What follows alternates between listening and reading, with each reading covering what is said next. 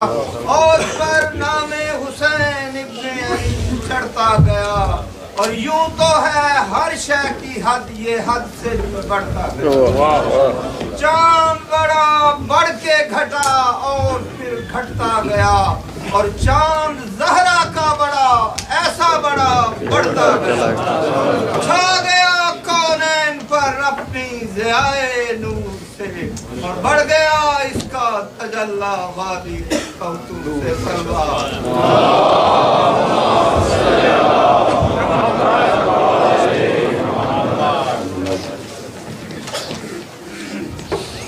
محمد و آل محمد صلوات۔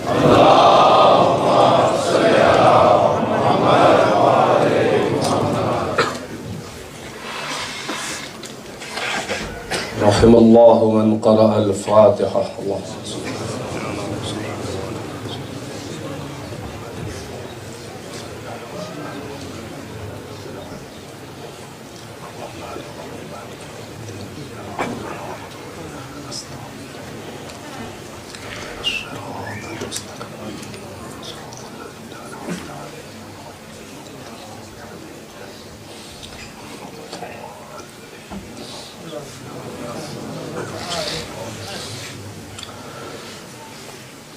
لا حول ولا قوة إلا بالله العلي العظيم، حسبنا الله ونعم الوكيل، نعم المولى ونعم النصير. أعوذ بالله السميع العليم من الشيطان اللعين اللئيم الرجيم. بسم الله الرحمن الرحيم. الحمد لله الذي جعل مقام شيعة الحق عليا، وصيرهم لخليله إبراهيم في ذلك الاسم سميا، الذي بعدا فلا يرى وقربا فشهد النجوى. والصلاة والسلام والتحية والإكرام على المبعوث بالحق نبيا، والمصطفى بالرسالة نجيا، العبد المؤيد والرسول المسدد والنبي الممجد والمصطفى الأمجد والمحمود الأحمد، الفاتح لمن غلق والخاتم لما سبق، فاتحة كتاب التكوين، خاتمة مصحف التدوين، سيدنا ومولانا وحبيب قلوبنا وطبيب نفوسنا وشفيع ذنوبنا أبي القاسم محمد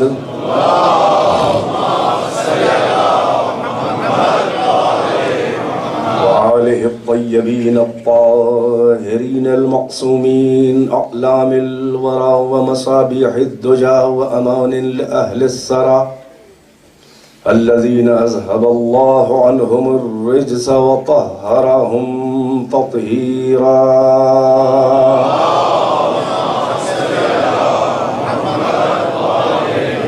واللعنة الدائمة الباقية على أعدائهم وقتلتهم وغاصبي حقوقهم ومنكري فضائلهم والشاكين فيهم والمنحرفين عنهم. أما بعد، فقد قال الله تبارك وتعالى في القرآن الحكيم، وهو أصدق القائلين وقوله الحق. بسم الله الرحمن الرحيم. الحمد لله رب العالمين، الرحمن الرحيم، مالك يوم الدين، إياك نعبد وإياك نستعين، اهدنا الصراط المستقيم، صراط الذين أنعمت عليهم غير المغضوب عليهم ولا الضالين. صلوات بر محمد وعلى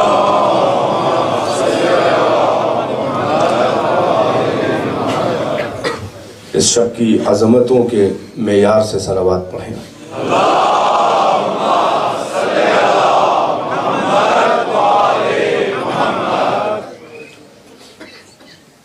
سکینہ ٹرسٹ کی جانب سے منعقدہ عشرہ مجالس آج اس 9 محرم الحرام اور شب عاشور کی 10ویں مجلس میں آپ کی خدمات عالیہ اور آپ کی محترم سماعتوں کی نظر کی خاطر تفسیر سورہ حمد بیان کرتا ہوا آپ کو اپنے بیانات کے اختتامی مراحل تک لے آیا ہوں، اور اس سورہ کی تفسیر تقریباً کل کی مجلس میں تمام ہو چکی، مگر آج کچھ اس شب کی مناسبت سے اور اس سورہ کے نچوڑ اور خلاصے کے طور پر اس موضوع کو ختم کروں۔ ارشاد ہوا بسم اللہ الرحمن الرحیم، تمام تعریفیں اس اللہ سے مخصوص ہیں کہ جو رحمان و رحیم ہے۔ الحمدللہ رب العالمین، تمام تعریفیں شروع اللہ کے نام سے جو رحمان و رحیم ہے۔ الحمدللہ رب العالمین، تمام تعریفیں اس اللہ سے مخصوص ہیں کہ جو رحمان و رحیم ہے، مالک یوم الدین ہے، بادشاہ روز جزا ہے۔ ایاک نعبد و ایاک نستعین، ہم بس تیری ہی عبادت کرتے ہیں اور بس تجھ ہی سے مدد کے طلبگار ہیں۔ اہدنا الصراط المستقیم، ہمیں ہدایت فرما دے صراط مستقیم کی، اپنے سیدھے راستے کی۔ صراط الذین انعمت علیہم، راستہ ان کا کہ جن پر تو نے نعمتیں نازل فرمائیں۔ وہ غیر ہیں ان کے کہ جو مغضوب علیہم ہیں، جن پہ تیرا غضب نازل ہوا، اور وہ کہ جو گمراہ ہو گئے، جو ضالین ہیں۔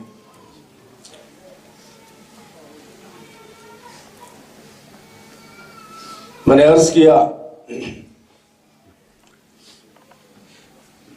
کہ مقصود نزول قرآن اور مقصد بعثت انبیاء و مرسلین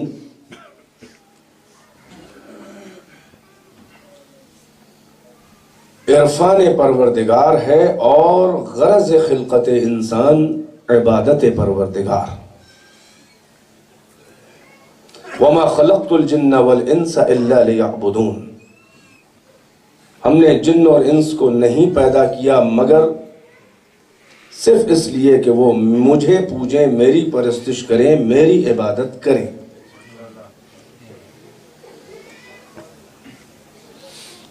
اب اس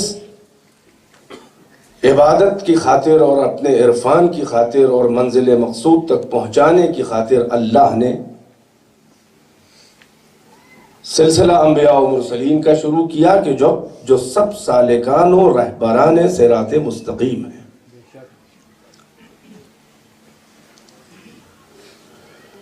اور یہ سلسلہ آدم سے لے کر ہوتا ہوا خاتم تک آیا، اور یہ وہ آخری رسول ہے کہ پچھلی نبوتیں اور رسالتیں زمان اور مکان میں محدود تھیں،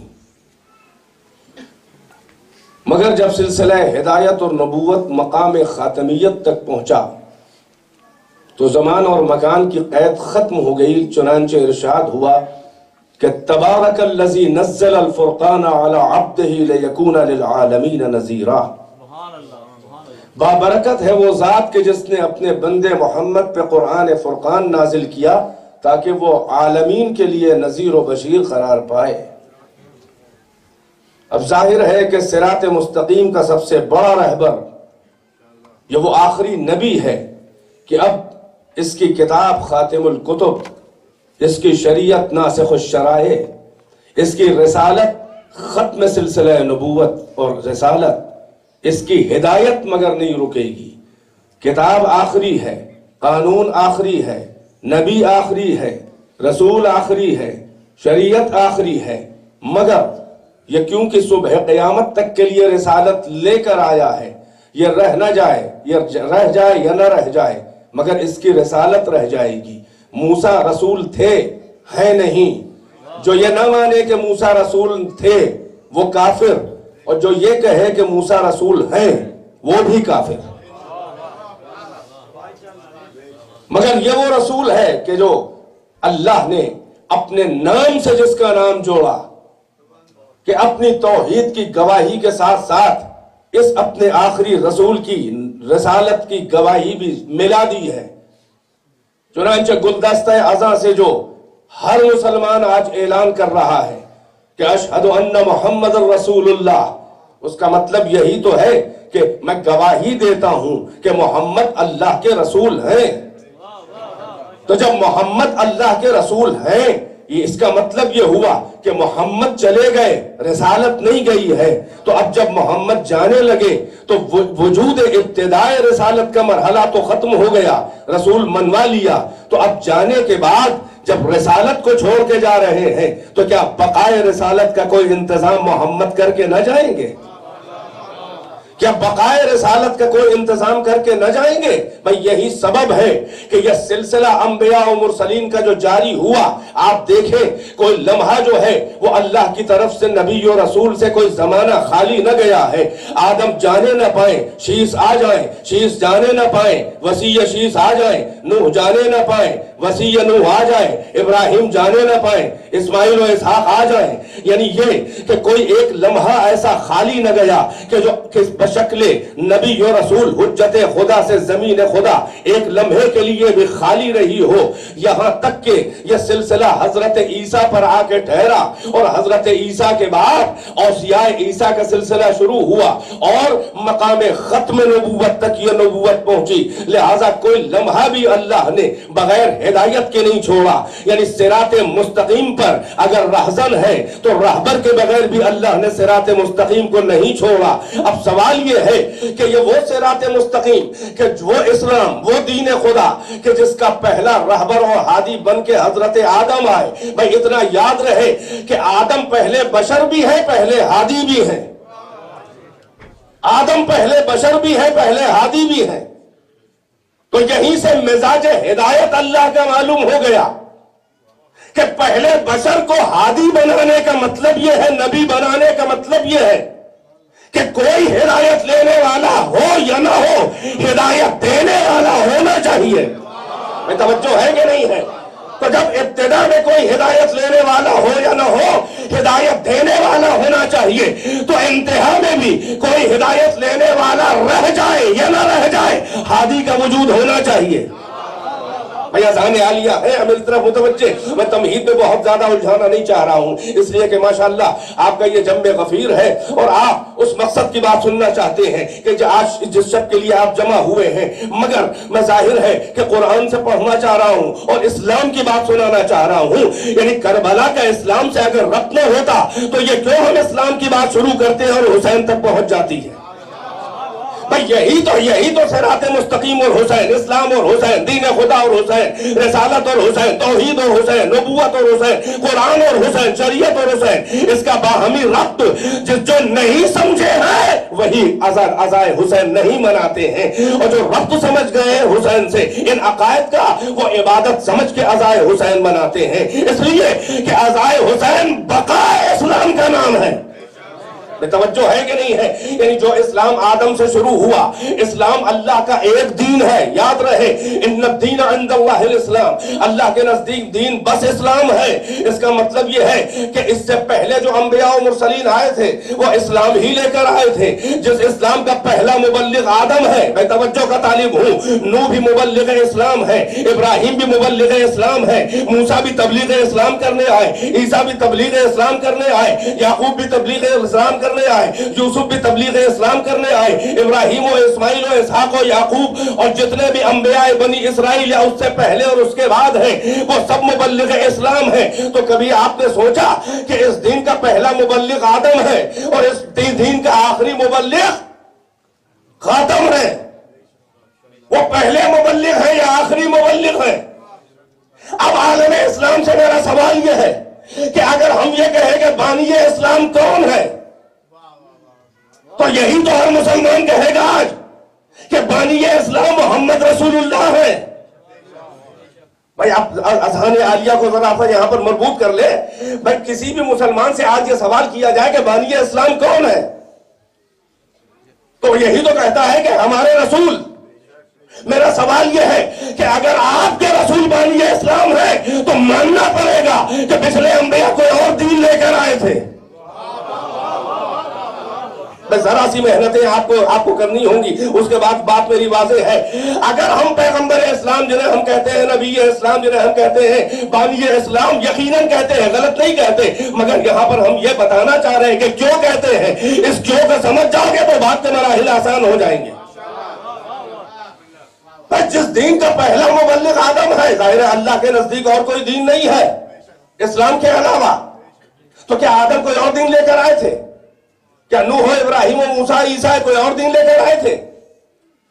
نہیں۔ اگر کوئی کہے بھی کہ نہیں پیغمبری سے اسلام شروع ہوا، یہ بات ہو ہے کہ اغیار یہی کہنا دیں گے کہ آپ کا دین تو ابھی نیا نیا ہے، ہمارا دین پرانا۔ میں توجہ ہے کہ نہیں ہے؟ مگر کسی میں کہنے کی جرات اس لیے نہیں ہے کہ اگر آپ رسول اللہ کو بانی اسلام مانتے ہیں، فاؤنڈر آف اسلام مانتے ہیں اپنے رسول کو، تو یہ بات آپ کی خود اس قرآن کے خلاف جا رہی ہے جو قرآن رسول اللہ ہی پہ نازل ہوا، یعنی خود قرآن اس کے خلاف بول رہا ہے۔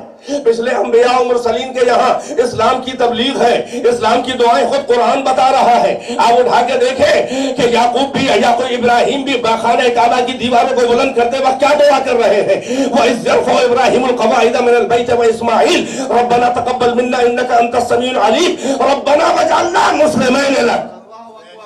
اے محمد، اے رسول، اے آخری رسول، اے مبلغ اسلام، وہ وقت یاد کیجئے کہ جب ابراہیم و اسماعیل ہمارے خانہ کعبہ کی دیواریں بلند کر رہے تھے اور زبان دل سے یہ بڑے خلوص سے دیواریں بلند کر کے زبان دل سے یہ دعا کر رہے تھے، پروردگارہ ہماری اس محنت کو قبول فرما لے، یہ رائے گا نہ جائے، یہ سبارت ہو جائے جو خانہ کعبہ کی دیواریں ہم بلند کر رہے ہیں، یہ قبول ہو جائے میری زحمت۔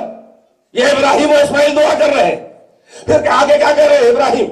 ربنا وجعلنا مسلمین لک، اے ہمارے پالنے والے ہمیں اپنا مسلم بنا دے۔ میں توجہ ہے کہ نہیں ہے؟ ہمیں اور اسماعیل کو اپنا مسلم بنا، مسلم تسلیم کر لے، تو سند دے دے، ہم تو ہی ہیں منزل بندگی میں، مگر تو ہمیں سند اسلام دے دے، یعنی ہم منزل بندگی میں قدم رکھ کے اب منزل سپردگی میں جانا چاہ رہے ہیں۔ میں لفظوں پہ غور کریں میں کیا کہہ رہا ہوں۔ ابتداء اسلام ہے بندگی، انتہا اسلام ہے سپردگی۔ ابتداء اسلام یہ ہے کہ بس اللہ کے آگے سر تسلیم خم ہو کے بندگی کی راہ میں چل دے، مگر جب یہ بندگی ترقی کرتی کرتی اس منزل تک پہنچتی ہے کہ بندہ اپنے زبان دل سے یہ کہتا ہے کہ ان صلاتی و نسکی و محیای و مماتی للہ رب العالمین، میری نماز، میری عبادتیں، میری موت، میری حیات سب اللہ رب العالمین کے لیے ہے، یعنی اپنی موت و حیات سارا اختیار اللہ کے حوالے کر دے۔ یہ ہے منزل سپردگی۔ ابراہیم یہ کہنا چاہ رہے ہیں کہ ابتداء اسلام کی دعا نہیں کر رہا ہوں، بندگی کی نہیں سپردگی کی، یعنی یہ کہ ہم اور اسماعیل اپنے وجود کو تیرے حوالے کرنا چاہ رہے ہیں، ہمارے رجوع کو قبول فرما لے۔ اسلام کی دعا ابراہیم کر رہے ہیں، اسماعیل کر رہے ہیں۔ یعقوب اپنے بیٹوں کو جمع کر کے قرآن نے فوراً بتایا کہ وَإِذْ حَضَرَ یعقوب الموت قَالَ يَا بَنِيَّ إِنَّ اللَّهَ اصْطَفَىٰ لَكُمُ الدِّينَ فَلَا تَمُوتُنَّ إِلَّا وَأَنْتُمْ مُسْلِمُونَ۔ وہ وقت بھی یاد کیجئے اے رسول کہ جب یعقوب کے موت کا وقت قریب آیا، انہوں نے اپنے بیٹوں کو اپنے قریب جمع کیا، وصیت شروع کی، کہا اے میرے بیٹو یا بنیہ ان اللہ اصطفیٰ لکم الدین، اللہ نے تمہارے لیے ایک دین منتخب قرار دیا ہے، فلا تموتن الا وانتم مسلمون، تو نہ مرنا بغیر اس کے کہ اسلام لائے ہوئے۔ بیدار ہے کہ نہیں ہے؟ یعنی انبیاء و مرسلین تبلیغ اسلام کر رہے ہیں، دعا اسلام کر رہے ہیں، وصیت اسلام کر رہے ہیں، تو کیسے مان لیا جائے کہ محمد بانی اسلام ہے جبکہ محمد ہی پہ نازل ہونے والا قرآن اس بات کے خلاف جا رہا ہے؟ اگر محمد بانی اسلام ہے تو پچھلے نبیوں کی اسلام کی دعا اور تبلیغ کی آیتیں کہاں سے آئی قرآن کے اندر؟ میں توجہ ہے کہ نہیں ہے؟ اب اس کا جواب ایک مسلمان کیا دے سکتا ہے کہ یہ بات بھی ثابت ہو پہلے بھی ہے، اور یہ بھی کہنا جائز ہو جائے کہ محمد بانی اسلام ہے، اس کے لیے ذرا سا ایام جاہلیت کا مطالعہ کرنا ہوگا۔ میں میرا خاص مجمع صاحبان ذوق میں اس منزل تک اور میرے وے آف ڈیریویشن تک پہنچ رہے ہیں ماشاءاللہ، مگر جو نہیں پہنچ رہے ہیں وہ آگے بیان میں پہنچ جائیں گے کہ کیوں محمد بانی اسلام ہے۔ پچھلے انبیاء بھی اسلام لائے، محمد بھی بانی اسلام، یہ تو کنٹرڈکشن ہے؟ نہیں، یہ تضاد نہیں ہے۔ بھائی عیسیٰ کے بعد سلسلہ نبوت رکا، اور یہ 600 سال کے قریب کا جو واقعہ عیسیٰ اور آخری نبی کے درمیان گزرا، آپ دیکھیں یہی زمانہ جاہلیت کہلایا۔ بھائی کیسے کیسے نبیوں کے زمانے میں جاہل امتیں پیدا ہوئی، آدم کا زمانہ جاہلیت نہیں کہلایا؟ جب ساری دنیا 4 انسانوں پر مشتمل تھی، ایک بھائی نے ایک بھائی کو نہیں مارا تھا، بلکہ 1/4 دنیا مار ڈالی تھی۔ توجہ ہے کہ نہیں ہے؟ جب ساری دنیا 4 لوگوں پہ مشتمل تھی، آدم، ہوا، حابیل، قابیل، تو قابیل نے حابیل کو ایک فرد نہیں دیکھی جائے گی، 1/4 ہیومینٹی کو قتل کر دیا تھا، مگر زمانہ جاہلیت نہ کہلایا۔ ابراہیم خلیل خدا ہے، نمرود رب اعلیٰ کہہ رہا ہے، عمارت کو بلند کر کے تیر چلا رہا ہے کہ آج ابراہیم کے خدا کا شکار کروں گا۔ بندے خدا شکار بنا ہوا ہے، پرندے پہ تیر لگ کے آیا، خون لگا کے ابراہیم کے خدا کو مار ڈالا، منجنیق میں ڈال کے خلیل خدا آگ میں جا رہا ہے۔ زمانہ جاہلیت نے کہلایا۔ حضرت موسیٰ کے زمانے میں فرعون کیسا ظالم، دائنا ہاتھ بایاں پیر، بایاں ہاتھ داہنا پیر، ماں کے شکموں کو چاک کر کے، یعنی خبر آمد موسیٰ سنی تھی کہ سلطنت میری فرعونیت کی یہ الٹ دے گا جو بھی بچہ آنے والا ہے۔ کاہنوں نے کہا تھا تو قبل ولادت حاملہ ماں کے شکموں کو چاک کر کے بچوں کو قتل کرنے والا، مگر وہ زمانہ جاہلیت نہ کہلایا۔ بنی اسرائیل کانٹوں کا تاج پہنا کے عیسیٰ کو ذلت کر کے سلام کر رہے ہیں، اے بنی اسرائیل کے بادشاہ تجھ پہ سلام، تجھے بڑا شوق ہے ہمارا رئیس اور راس اور بادشاہ بننے کا، صلیب پہ چڑھایا جا چکا ہے، مادر عیسیٰ حضرت مریم مرثیہ پڑھ رہی ہے، فریاد کر رہی ہے، بقول ان کے شہید ہو گئے اور بقول قرآن کے زندہ ہے۔ اتنا خطرناک زمانہ، مگر وہ زمانہ جاہلیت نہ کہلایا۔ بھائی توجہ ہے کہ نہیں ہے؟ یعنی انسان کو خدا مان رہے ہیں دوسرے انسان، مگر یہ پیغمبر کا زمانہ جس میں پیغمبر آئے ہیں، اس سے پہلے کا زمانہ جاہلیت کیوں کہلایا؟ توجہ ہے کہ نہیں ہے؟ بس ایک جملے میں کہوں تو وقت نہیں ہے میرے پاس، مجھے بہت دور کا سفر کم وقت کے اندر کرنا ہے کہ اتنا فرق پچھلے زمانے کی امتیں اور پیغمبر سے پہلے کا جو زمانہ ہے انسان، اس میں فرق یہ ہے کہ پہلے خدا کو نہ مانا، اس نے بھی نہ مانا، مگر کم سے کم انسانیت کی اتنی قدر کی گئی کہ انسانیت کو الوہیت کی حدوں میں پہنچا دیا۔ نہیں، میں وضاحت نہیں کر سکتا جملے کی بہت زیادہ۔ انسان کو انسان اللہ مان رہا ہے، مگر یہ زمانہ ایسا تھا کہ جہاں پر انسانیت اتنے قارے مذلت اور اتنی ذلت کی گہرائی میں جا چکی تھی کہ اپنے گود میں آنے والی بیٹی کو اس حماقت اور اس نخوت، بلکہ اس حمیت جاہلیہ میں کہ دوسرے کے تصرف میں آئے گی، اپنی بیٹی کو زندہ درگور کر دیتے تھے۔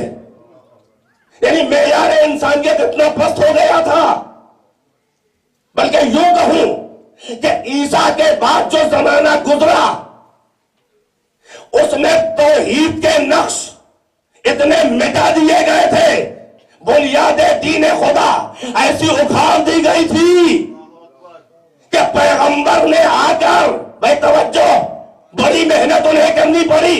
بھائی ہر نبی کا سب سے پہلا درس کیا تھا؟ ہر نبی کے درس کا حرف اول کیا تھا؟ قل لا الہ الا اللہ۔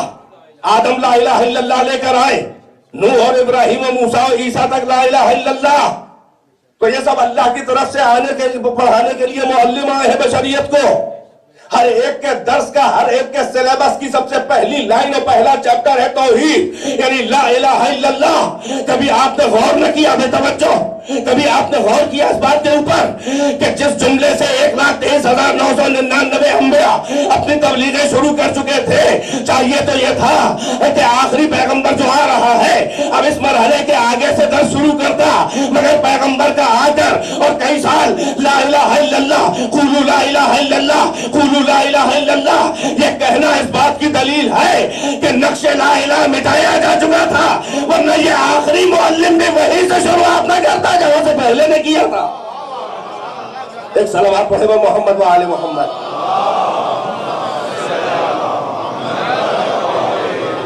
ایک مل جل کے سارا مجمع صلوات سے نوازے۔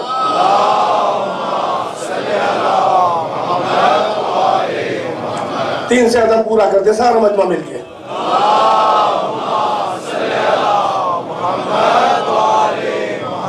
بس میں آپ کو منزل پہ لے آیا 2 جملوں کے اندر کہ آدم سے لے کر سلسلہ شروع ہونے کے بعد اب جب یہ آخری نبی آ رہا ہے تو وہیں سے شروع کر رہا ہے جہاں سے آدم نے شروع کیا، جہاں سے نوح نے۔ اس کا مطلب یہ ہے کہ ابھی پیغام توحید پہنچانے کے بعد بھی پیغام توحید مٹ گیا، قلعہ توحید کی نیو اکھاڑ کے پھینک دی گئی، نقش توحید نقش پر دریا بن گیا، یعنی توحید کے آثار نہیں ہیں، ورنہ جو لا الہ الا اللہ سے پھر سے محنت کرتے۔ میں بیدار ہے کہ نہیں ہے؟ اس کا مطلب یہ ہے کہ اگر یہ آخری نبی نہ آتا اور بنیاد توحید اکھڑی ہوئی پھر سے نہ رکھتا، نقش لا الہ الا اللہ اگر پھر سے نہ ابھارتا تو سارے نبیوں کی محنتیں برباد ہو جاتی۔ میں غیر محسوس طریقے سے آپ کو لے آیا منزل کے اوپر۔ اگر یہ آخری نبی نہ آتا، اتنا بڑا اولو العزم، بلکہ اولو العزم نبیوں کا سردار کہ جس نے خود کہا ما اوذی نبی قط کما اوذیت، قسم خدا کی کسی بھی نبی کو اتنی اذیت نہ ملی راہ تبلیغ میں جتنی مجھے ملی۔ یہ محنتیں کرنی پڑی محمد ابن عبداللہ کو، یعنی یہ کہ پچھلا جتنی بھی محنتیں انبیاء و مرسلین کی تھیں کہ جنہوں نے توحید کے پیغام کو پہنچایا، کسی نے نیو رکھی، کسی نے اگلی اینٹ رکھی، کسی نے دیواریں بلند کی، مگر پیغمبر کے آتے آتے یہ سارا قلعہ توحید منہدم ہو چکا تھا، بنیادیں اکھاڑی جا چکی تھی۔ لہذا آمنہ کے لال نے اگر پھر سے بنیاد توحید نہ رکھی ہوتی تو پچھلے نبیوں کی نہ رسالتوں کا نام ہوتا نہ خود ان کا نام ہوتا۔ اے کاش کہ میری بات پہنچ جائے آپ تک۔ بھائی یہی سبب ہے کیونکہ محمد اگر محنت نہ کرتے تو ہر نبی کی ساری محنت بیکار جاتی، یعنی محمد نے پھر سے اس بنیادوں کو استوار کیا تو نبیوں کی محنتیں سامنے آئی، پھر نعرے موسیٰ اور عیسیٰ بھی محمد کے حوالے سے لیا گیا تو وہی پھر سے زندہ ہوئی۔ لہذا کہنے کا حق ہے کہ جیسے آدم بانی اسلام ہے، محمد بھی ویسے بانی اسلام ہے، اس لیے کہ اگر یہ بنیاد نہ رکھتے تو اسلام نظر ہی نہ آتا۔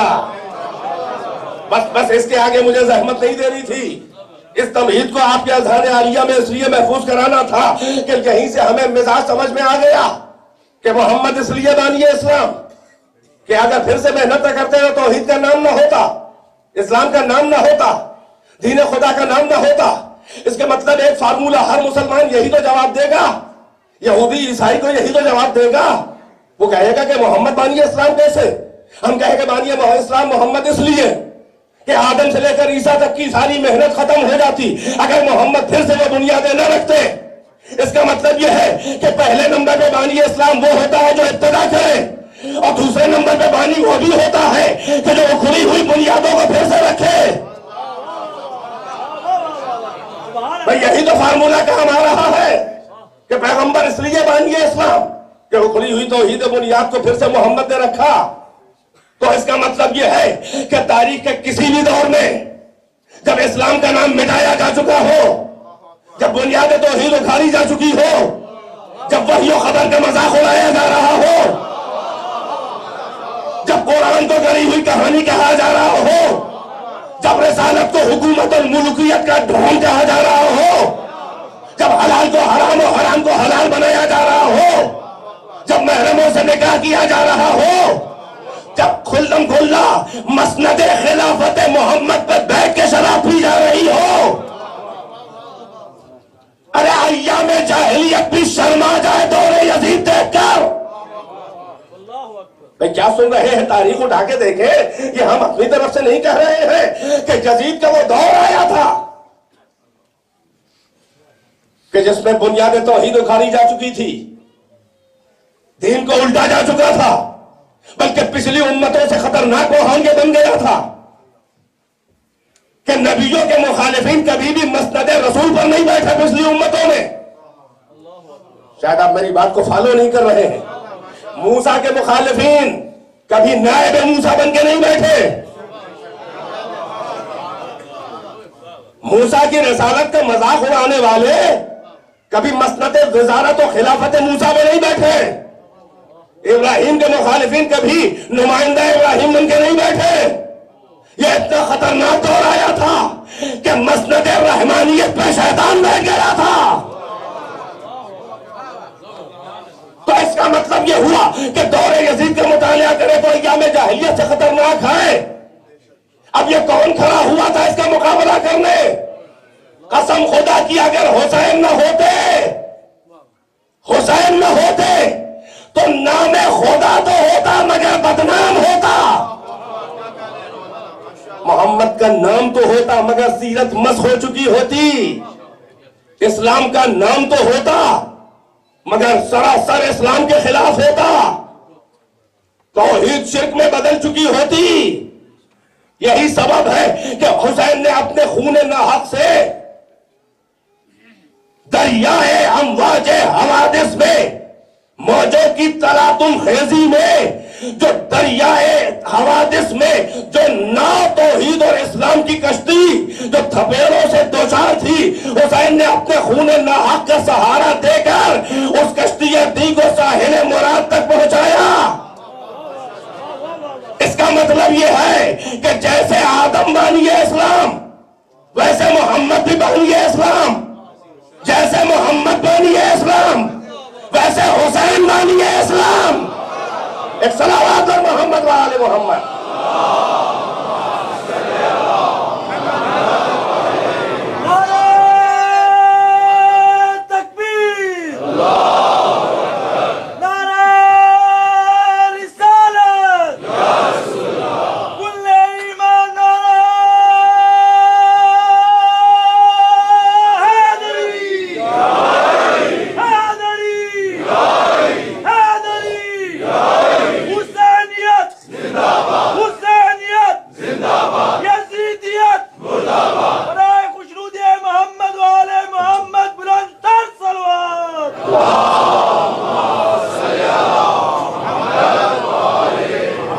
ایک بلجل کے برائے عظمت اہل بیت اطہار صلوات.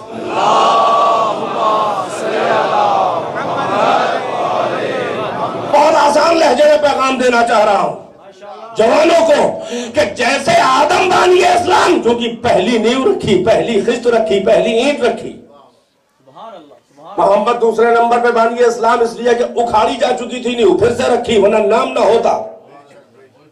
حسین اس لیے بانی اسلام کہ ساری انبیاء و مرسلین کی محنتیں میں محمد و علی اور حسن کی محنتیں رائگاں ہو جاتی اگر حسین اپنے خون ناحق سے بنیاد اسلام پھر سے نہ رکھتے. اپنے جگر کے ٹکڑوں کو اینٹیں بنا کے اپنے گلے کے خون ناحق سے حسین نے بنیاد اسلام رکھی. یہ یوں ہی نہیں دنیا حسین حسین کر رہی ہے. حسین کا حق ہے اسلام کے اوپر، حسین کا احسان ہے عقیدہ توحید کے اوپر. یعنی آدم بانی اسلام ہے، ذوالعشیرہ تک آدم بانی اسلام، ذوالعشیرہ سے کربلا کی عصر تک محمد بانی اسلام، عصر عاشور سے آج تک، آج سے صبح قیامت تک حسین بانی اسلام. اسی لیے حسین سے اسلام، حسین کے قدموں سے اسلام لپٹ کے رہ گیا ہے. جہاں حسین ہے وہاں اسلام، جہاں حسین نہیں وہاں اسلام نہیں. یعنی حق و باطل کا استعارہ حسین کا واقعہ بن گیا ہے. جب کبھی حق و باطل کی آواز نظر آئی، ٹکراؤ نظر آیا، فوراً حسین یاد آئے. ہمیں کو نہیں ہندوؤں کو بھی یاد آئے، ہمیں کو نہیں یہودیوں کو بھی یاد آئے، ہمیں کو نہیں عیسائیوں کو بھی یاد آئے. یعنی یہ کہ جب کبھی سے سکتی ہوئی انسانیت کو کہیں بھی پناہ نہ ملی تو دامن قربانی حسین نے انسانیت نے پناہ ڈھونڈی. کیا صرف مسلمان کے پیارے ہیں حسین، شرغ نو بشر کے تارے ہیں حسین. انسان کو بیدار تو ہو لینے دو، ہر قوم پکارے گی ہمارے ہیں حسین. برائے درود محمد و آل محمد بلند تر صلوات.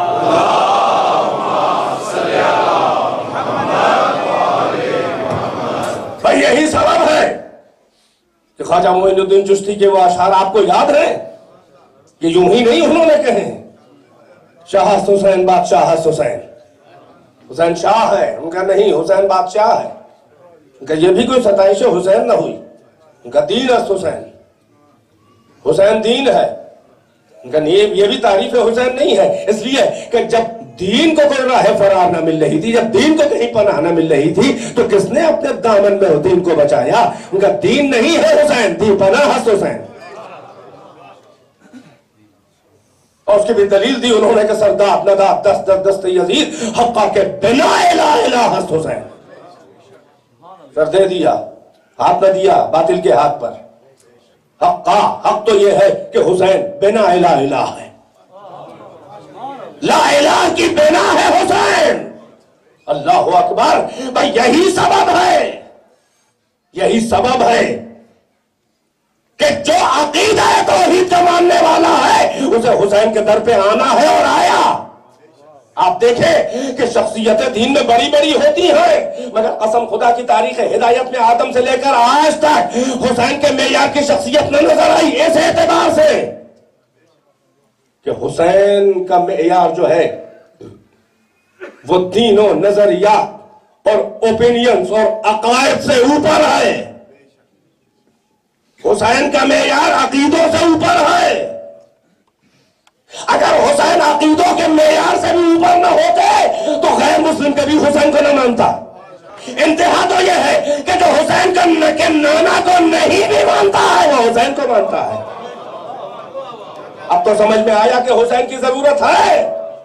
حسین کے نانا کے ذریعے حسین کو منانا آسان نہیں ہے، مگر حسین کے ذریعے حسین کے نانا کو بھی منوایا جا سکتا ہے. اب سمجھ میں آیا کہ تبلیغ میں سب سے مؤثر جو ذکر ہے وہ ذکر حسین ہے. حسین کے واقعہ بیان کرو، اے ملا تبلیغ آسان ہو جائے گی. میرا مجمع متوجہ نہیں ہے میری بات کی طرف.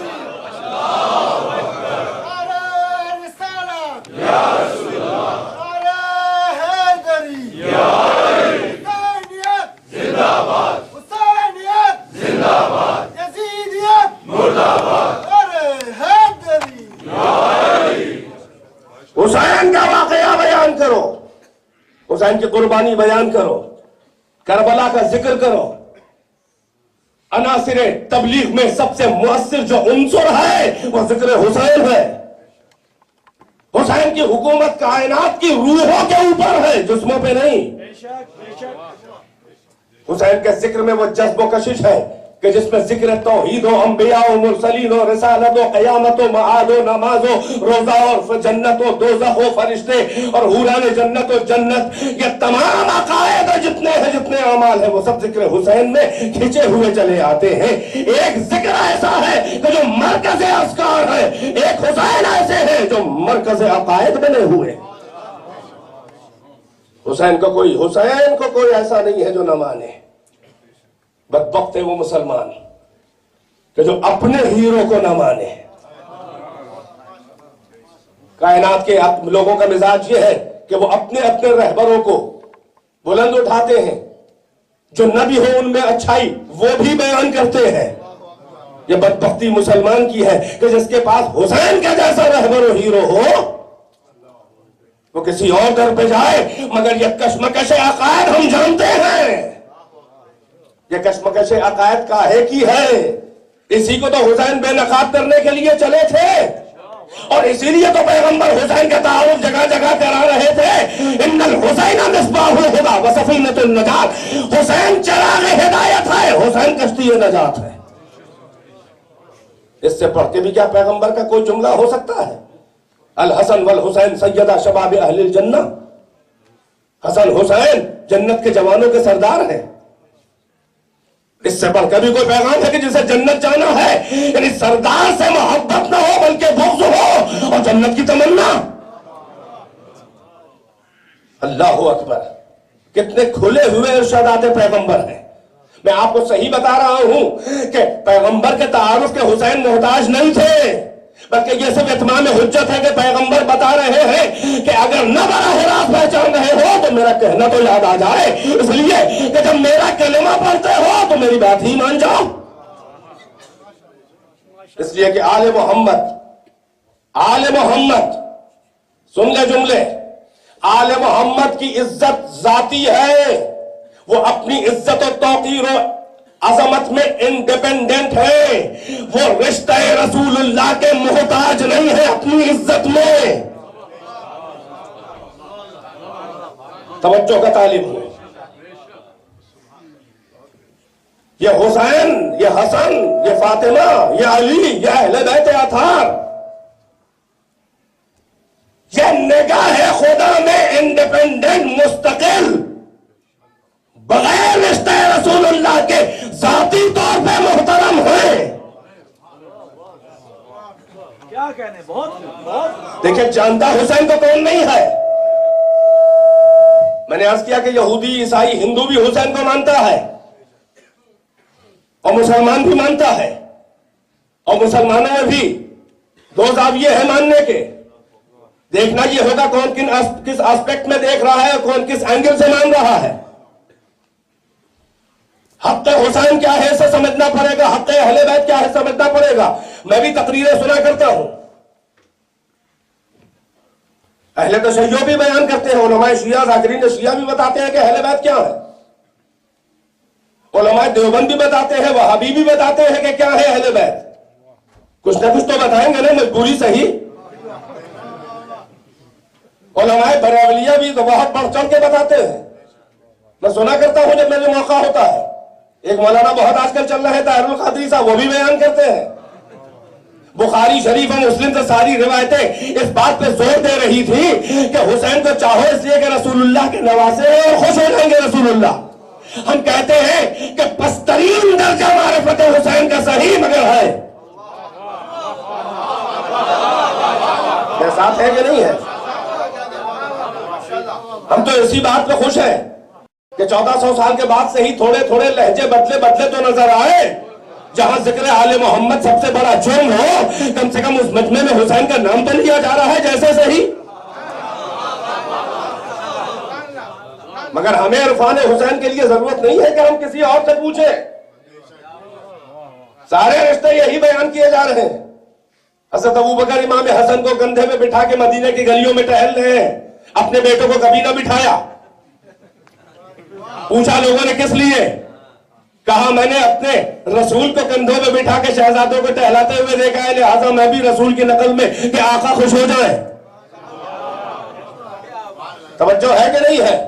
ٹھیک ہے، معرفت کا ایک منزل یہ بھی ہے کہ اہل بیت اطہار کا احترام اور عزت اور ان کی عظمت اور ان سے محبت اس لیے کیا جائے کہ رسول اللہ کے بچے ہیں، رسول اللہ کی اولاد ہے، رسول اللہ کا خون ہے، گوشت ہے، پوشت ہے۔ مگر یہ عرفان کی وہ منزل نہیں ہے کہ جس سے حق اہل بیت ادا ہو۔ میں کیا عرض کروں، بات آ گئی ہے تو کہتا چلوں حوالہ حسین سے کہ حسین کو حسین کے ذریعے پہچانو۔ حسین اپنے تعارف میں کسی کے محتاج نہیں ہے، ہم عزادار حسین کو حسین کے ذریعے پہچانتے ہیں، ہم کسی رشتے کے طفیل میں حسین کو نہیں مانتے ہیں۔ توجہ کا طالب ہوں، حسین تین طرح کے رشتے ہیں رسول اللہ سے، تین طرح کے رشتے ہیں رسول اللہ سے۔ ایک رشتہ صحابیت ہے، ایک رشتہ زوجیت ہے، ایک رشتہ اطرت ہے، اہل بیت ہے۔ صحابیت اور زوجیت کا رشتہ کیا ہے؟ یہ اتنا غیر معتبر ہے کہ رشتہ نہیں جڑا تھا تو کوئی عزت نہیں، رشتہ جڑ گیا تو نسبت کے تصدق کے طفیل میں تھوڑی سی عزت ملی، اور اگر یہ رشتہ ختم ہو جائے تو پھر عزت ختم۔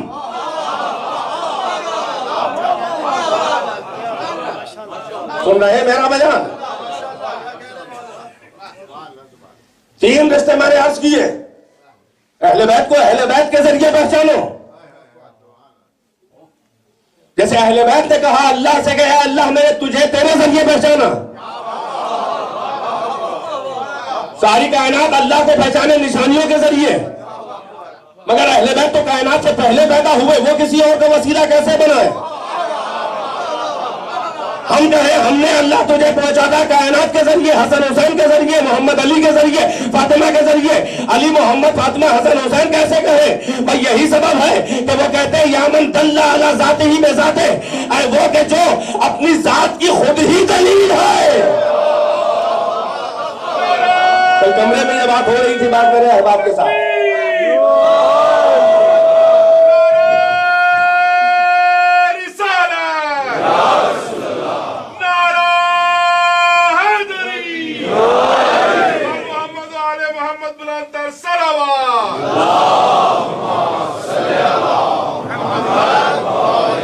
میں نے عرض کیا کہ 3 طرح کے رشتے ہیں۔ ایک صحابیت کا رشتہ محترم، کس لیے؟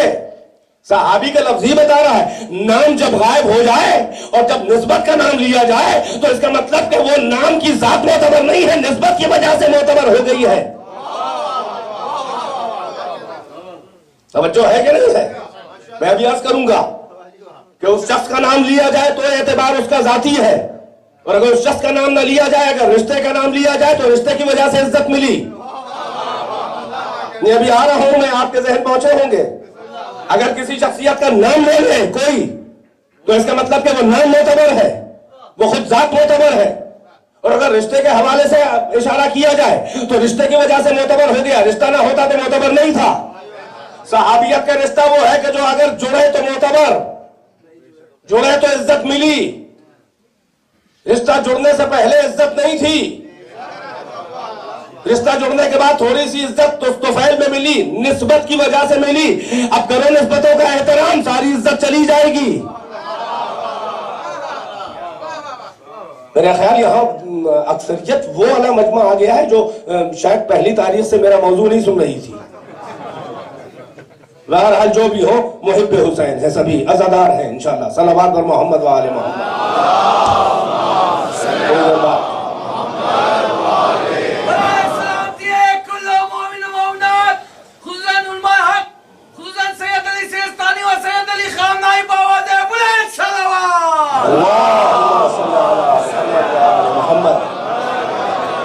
جلدی جلدی سن لے، میں بہت آپ کا وقت نہیں لینا چاہ رہا ہوں۔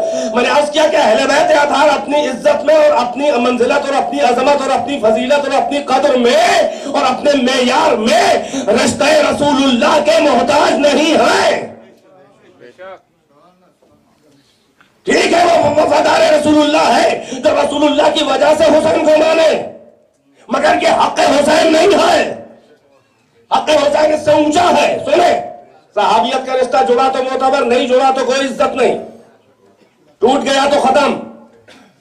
جیسے ہی جڑا عزت ملی، صحابی ہے، کمپینین ہے، لفظی بتا رہا ہے کہ نسبت کا رشتہ ہے، بشرط وفاداری و استواری۔ زوجیت کا رشتہ اتنا غیر معتبر ہے کہ ایک ان کہتوں سے جڑا اور ایک تلختوں کی قینچی سے ختم، اور اگر یہ ختم ہونے والا نہ ہوتا تو دھمکی نہ دی جاتی اور وہ قابو میں بھی نہ آتی۔ تو صحابیت اور زوجیت کے رشتے کی عزت ہے، فقط آقا کی نسبت ان کی جوتیوں کے تصدق میں جو ان کے پیروں سے وفاداری سے جڑ جائے وہ صاحب عزت ہوتا ہے۔ ہمیں اونٹ کے چمڑے کی ایک جوتی بھی اگر محمد کے پیروں سے وفاداری سے جڑ جائے تو قاب قوسین کی منزل پہ جبرائیل سے آگے نکل جاتی ہے۔ ہم تو محمد کی نالین کی عزت کرتے ہیں، کوئی وفاداری دکھائے تو۔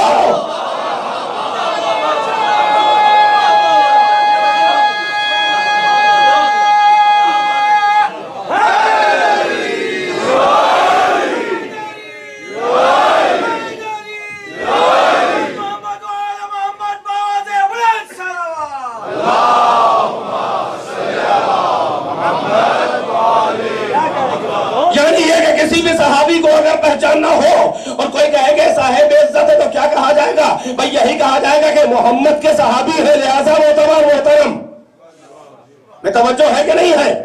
وہ وقتی رشتہ صحیح مگر رشتے کا نام لینا پڑے گا۔ ازواج رسول امہات المومنین جو بن گئی یہ کاہے کے لیے بن گئی؟ سب کو معلوم ہے کہ رسول کی زوجہ، ورنہ کسی صحابی کی بیٹی ہونے کی وجہ سے کیا کسی کی عزت تھی؟ سب کی تھی۔ جو بھی صحابی کی بیوی، جو بھی صحابی کی بیٹی ہو، جیسے ہماری ماں بہنوں کی ایک دوسرے کے لیے ہم لوگ عزت کرتے ہیں کہ نہیں کرتے, کتنی محترم ہے, تو ٹھیک ہے, مگر یہ تمغہ کہاں سے ملا؟ امہات المومنین. مگر اتنا یاد رہے کہ یہ آیت منزل شرف میں نہیں آئی ہے,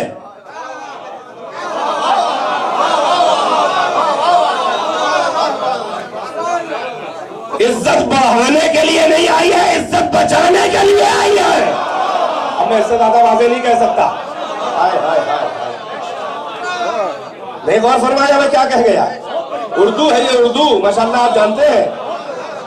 یہ امہات المومنین, النبی اولا بالمومنین من انفسہم وازواجہ امہاتہم, نبی مومنین پر ان کے نفسوں سے زیادہ حق تصرف رکھتا ہے, اور اس کی ازواج اس طفیل میں, وازواجہ نام کسی کا نہیں, معتبر رشتہ, اپنا ذاتی عزت نہیں ہے. وازواجہ نبی کی بیوی ہے تو امہات المومنین ہے. کاہے کے لیے ہے؟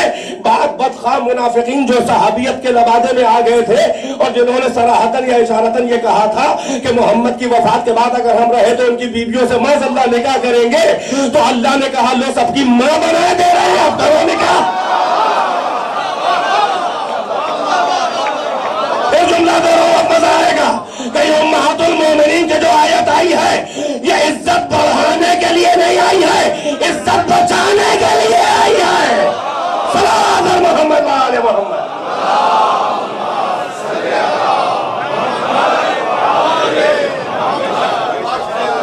یہ بھی رسول اللہ کی عزت کی وجہ سے آئی ہے. یہ حرمت حبیب خدا ہے کہ جو حبال عقد میں آ جائے اس کی عزت کرو. تصدق محمد میں رشتہ جڑے تو عزت ہے. تو امہات المومنین کا شرف یہ ہے کہ مومنین کی مائیں ہیں. عزت بچانے کے لیے صحیح, مگر بہرحال ایک عزت تو ملی. تو ٹھیک ہے, میں اتنا بتا رہا ہوں کہ مومنین کے مائیں اور ہونا ہے, بے توجہ, امت کی ماں ہونا اور ہے, نبی امت کی ماں ہونا اور ہے. کیا میری آواز واضح نہیں سنائی دے رہی؟ کیا یہ ڈسٹرب کرتا ہے کیا؟ میں ہٹا دوں اس کو؟ نہیں, میں دیکھ رہا ہوں 9 دن سے, مجھے بھی بہت دیر میں یاد آیا. میری آواز شاید بھیانک ہو جاتی ہے کیا جب واضح رہتی ہے کہ نہیں رہتی؟ بہرحال مل جل کے ایک صلوات پڑھیں, منزل اختتام ہے چند دن.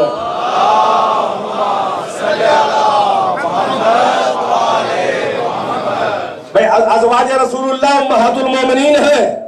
فاطمہ ام ابیہا ہے. امت کی ماں ہونا اور ہے, نبی امت کی ماں ہونا اور ہے. تو فاطمہ سے ازواج رسول کے شرف کا مقابلہ نہ کرانا. جتنا فرق جو ہے وہ امت اور نبی میں ہے, اتنا ہی ازواج پیغمبر اور فاطمہ میں فرق ہے. تو یہ ہے وقتی رشتے.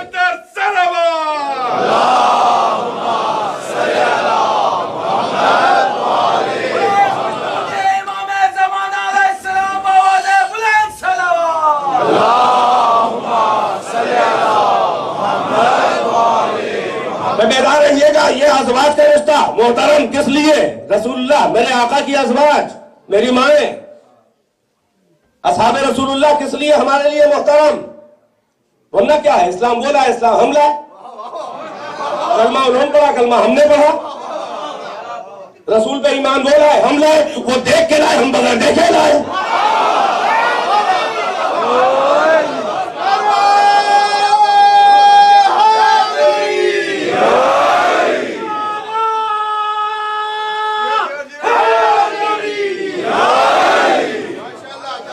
غلط تو نہیں ہے, نماز وہ پڑھتے تھے, نماز ہم پڑھتے ہیں. وہ رسول کو دیکھ کے پڑھتے تھے, ہم بغیر دیکھے پڑھتے ہیں. وہ رسول کو دیکھ کے بھی غلطی بعض لوگ کر دیتے تھے, ہم تو دیکھ کے بھی غلطی نہیں, بغیر دیکھے بھی غلطی نہیں کرتے. توجہ ہے کہ نہیں ہے؟ یہ بات اور ہے کہ وہ لوگ اس وقت تک سب ایک ہی طرح کی پڑھتے تھے, مگر ہم لوگ الگ الگ پڑھنے لگے. تو اس کا مطلب یہ ہے کہ جب سب ایک پڑھتے تھے, رسول نے ایک ہی طرح کی پڑھی. الگ الگ امت کا پڑھنے کا مطلب ہے ایک ہی رسول کا طریقہ ہے, باقی غلط. اور ہم نے لیا ہے حسین سے. تم بتاؤ تم نے کس سے لی ہے اپنی نماز کی ادائیں؟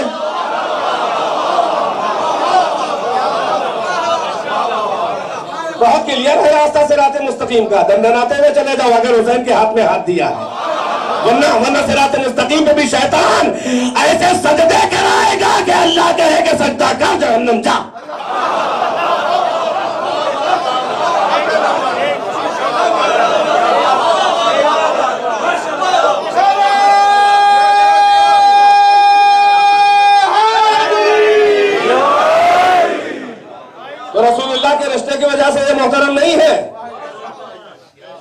ازواج رسول کے رشتے کی وجہ سے، اصحاب رسول کے رشتے کی وجہ سے، کیونکہ وہ خود اپنے انڈیپینڈنٹ اللہ کی نظر میں صاحب عزت نہیں ہے، اور اگر ہوتے تو نسبتوں کے طفیل میں عزتیں نہیں بانٹی جاتی۔ توجہ ہے کہ نہیں ہے؟ ایک بھی نام صحابی ایسا نہیں ہے کہ جس کی اپنی ذاتی عزت کے بھی اللہ اور رسول نے گنائی ہو، اور اگر ایک کی گنائی ہے تو وہ بھی کس وجہ سے بتاؤں گا۔ کوئی زوجہ ایسی نہیں ہے کہ جس کی ذاتی عزت یعنی جس کا نام معتبر ہونے کا ہے خدا میں۔ بیدار ہے کہ نہیں ہے؟ یہ ازواج کے رشتے ہیں تصدق کے، بیدار ہے کہ نہیں ہے؟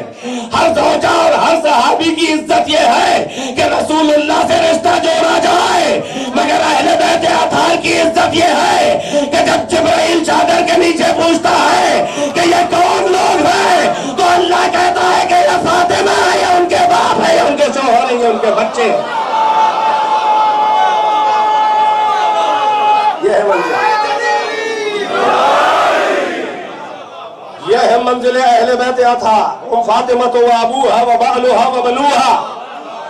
اگر اہل بیت رسول اللہ کے رشتے کے محتاج ہوتے اپنی عزت میں، تو اللہ یہی فرشتوں سے کہتا کہ یہ محمد ہے، یہ ان کی بیٹی ہے، یہ ان کے چچیرے بھائی ہیں، یہ ان کے نواسے ہیں، مگر تعارف الٹ گیا یہ بتانے کے لیے کہ فاطمہ نگاہ پروردگار میں خود صاحب عزت ہے اور اتنی بڑی معتبر ہے کہ نبیوں کے سردار کا تعارف بھی رشتہ ہے فاطمہ سے اللہ کا۔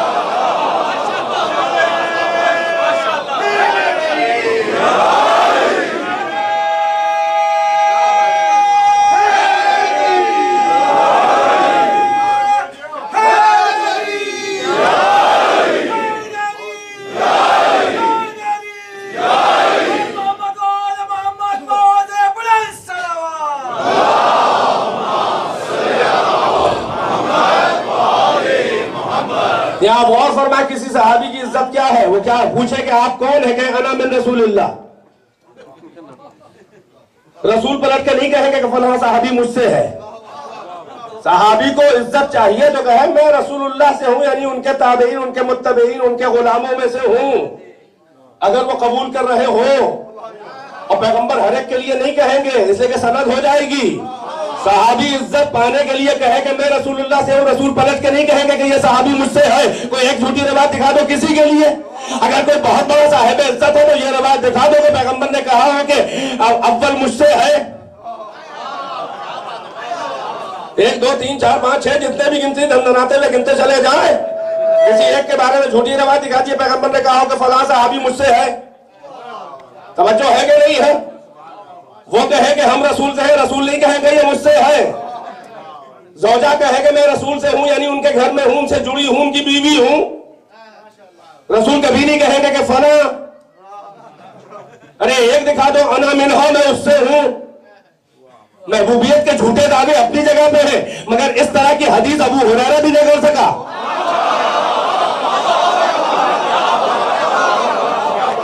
بلکہ یہ سنیں کہ پیغمبر سے رشتے 2 طرح کے ہیں، ایک جسد کے رشتے ہیں، ایک نور کے رشتے۔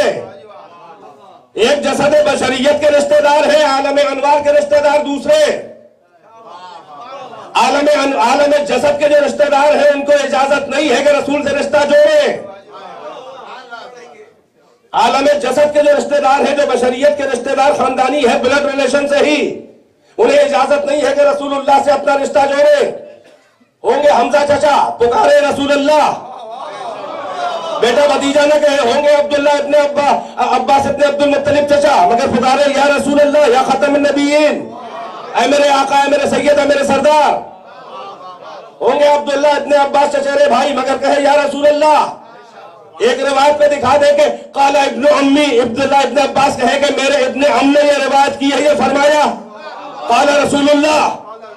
کوئی بشریت کے رشتہ دار رسول سے رشتہ نہ جوڑے، اور اگر کوئی بشریت کے رشتہ دار رسول سے رشتہ جوڑ دے تو مشیت کو برا لگتا ہے۔ زید کو رسول اللہ نے منہ بولا بیٹا کہا، اڈاپٹڈ سن، سماج میں پھیلا کہ محمد کے بیٹے ہیں۔ اب احکام شریعت و میراث کے احکام، یہ ان کے وارث، وہ ان کے وارث محمد کی میراث پائیں گے، اور زید کی بیوی محمد کے لیے حرام، بیٹے کی بیوی حرام۔ جیسے ہی اللہ کے نور سے بشریت کی رشتہ داری جوڑی جانے لگی، پیشانی مشیت پہ شکن پڑ گئے. اللہ نے پھٹکار کے لہجے میں آیت نازل کی، ما کان محمد ابا احد من رجالکم ولکن رسول اللہ و خاتم النبیین. محمد تمہارے مردوں میں سے کسی کے باپ نہیں ہے، تمہارے مردوں میں سے من رجالکم. یہ مردوں کو اسپیشلی کہنا یہ کسی بیوی کے خیال خاطر کا لحاظ ہے. محمد تمہارے مردوں میں سے کسی کے باپ نہیں ہے. تمہارے لیے کیا ہے رشتہ مت جوڑو میرے نور سے. چہ نسبت خاک رب عالم پاک، وہ تو شکل بشریت میں آ گیا تھا نمونہ رول ماڈل بننے کے لیے. رشتہ نہ جوڑیے، احسان نہ فرمائیے. ہے بھی رشتہ داری تو اجازت نہیں ہے. محمد تمہارے مردوں میں کسی کے باپ نہیں ہے، مگر وہ تمہارے لیے کیا ہے؟ ولیکن رسول اللہ و خاتم النبیین. وہ رسول اللہ ہے، وہ خاتم النبیین ہے. میں توجہ ہے کہ نہیں ہے؟ بیدار ہے کہ نہیں ہے؟ کوئی بشریت کے رشتہ دار محمد سے رشتہ نہ جوڑے. یہ ہے بشریت کے رشتہ دار، خاندانی رشتہ دار. مگر ایک ہے عالم انوار کے رشتہ دار. توجہ ہے کہ نہیں ہے؟ جن کے لیے پیغمبر نے کہا علی منی وانا منہ. ایک صحابی کے لیے کہا سلمان منا اہل البیت، یہ سلمان مجھ اہل بیت سے ہے. پلٹ کے یہ نہیں کہا کہ میں سلمان سے ہوں. وجہ کیا ہے کہ سلمان کو عزت دینی تھی، سلمان سے رشتہ جوڑ کے پیغمبر کو فائدہ نہیں اٹھانا تھا. آپ کے ذہن پتہ نہیں کہاں ہے. پیغمبر کو کیا کریے کسی صحابی سے رشتہ جوڑے؟ ایک صحابی کے محنت اور ایمان کا صلہ یہ دینا تھا کہ اسے منا اہل بیت کہہ دیا. کہا سلمان مجھ سے ہے، پلٹ کے یہ نہیں کہا کہ میں سلمان سے ہوں. اس لیے کہ سلمان رشتہ محمد سے جوڑے تو صاحب عزت ہوں گے، محمد سلمان سے رشتہ جوڑے تو انہیں کیا ملے گا؟ نہیں غور فرمایا. مگر یہ معتبر رشتہ دار ہیں کہ جن سے بھائی توجہ کا طالب ہوں، یعنی جن سے محمد کو بھی رشتہ جوڑ کے فائدہ ہے. علی منی وانا منہ، علی مجھ سے ہے، میں علی سے ہوں. فاطمہ تو بزت منی، فاطمہ میرا ٹکڑا ہے. اس کو بیلنس کیا، فاطمہ تو ام ابیہا، بچہ ماں کا ٹکڑا ہوتا ہے، ام کا ٹکڑا ہوتا ہے. توجہ ہے کہ نہیں ہے؟ تو یہ بتانے کے لیے جیسے وہ میرا ٹکڑا ہے ویسے میری اصل بھی ہے. الحسن منی وانا منہ، حسن مجھ سے، میں حسن سے. حسین منی وانا من الحسین، حسین مجھ سے اور میں حسین سے. اس لیے کہ محمد کو فائدہ دینا ہی نہیں ہے بلکہ اپنی اولاد سے فائدہ اٹھانا ہے. یہ نورانی رشتہ دار ہے. بھائی توجہ، میں نے سمیٹا بیان کہ بشریت کے رشتہ دار رشتہ جوڑے تو اللہ پھٹکار دیتا ہے کہ بس رسول اللہ، بس خاتم النبیین. مگر اہل بیت اطہار کی منزل یہ ہے، اسی حدیث قصہ کا منظر کہ بی بی نے فرمایا کہ دخل علی ابی رسول اللہ، میرے پاس آئے میرے باپ رسول اللہ. کیا سن رہا ہے مجمع میرا؟ رشتے کا ذکر بھی ہے رسالت سے پہلے. میں نہیں توجہ فرما رہے ہیں.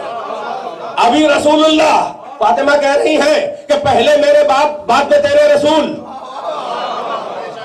اور بڑے لقب کو پہلے یاد کیا جاتا ہے. تعارف کے پہلے سے لقب جو زیادہ معروف ہوتا ہے، جو زیادہ معتبر ہے، پہلے یاد دلایا جاتا ہے. جیسے اللہ پہلے آئے گا، رحمان رحیم بعد میں. آپ سوچنے میں موقع دے رہا ہوں.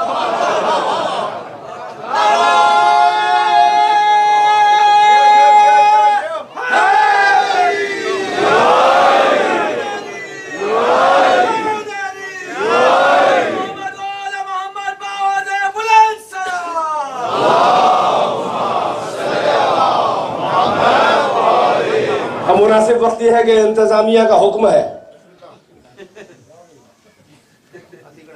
کہ شب عاشور ظاہر ہے کہ یہ عزاداری کا کلائمیکس ہے. نہ اس کے بعد ایسی، نہ اس سے پہلے ایسی قیامت کی شب، نہ اس کے بعد ایسی شب. آپ کا مجمع، آپ کا انہماک بتا رہا ہے کہ یہی وہ نقطہ ہے درمیانی، عاشور، کہ جس نے سارے سال کے ایام کو اعتبار دے دیا ہے، ساری شبوں کو اعتبار اس ایک شب نے دے دیا. جیسے وہ لیلۃ القدر ہے قرآن صامت کی، یا قرآن ناطق کی لیلۃ القدر ہے. لہذا بسم اللہ کریں، اور آپ کے کنٹریبیوشن ہی سے یہ چل رہا ہے. ابتدا کریں، بسم اللہ کریں، اور 5 منٹ کے اندر یہ تمام مراحل سے گزر جائیں. آپ صلوات پڑھتے رہیں.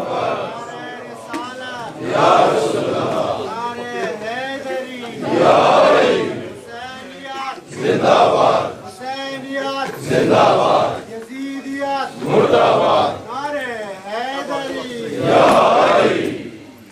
صلوات پڑھتے رہے اور جلدی جلدی گزر جائیں. پہلے سے تیار رہیے ورنہ آپ کے قریب کوئی رکے گا نہیں. رکنا بھی چاہے تو میں رکنے نہیں دوں گا.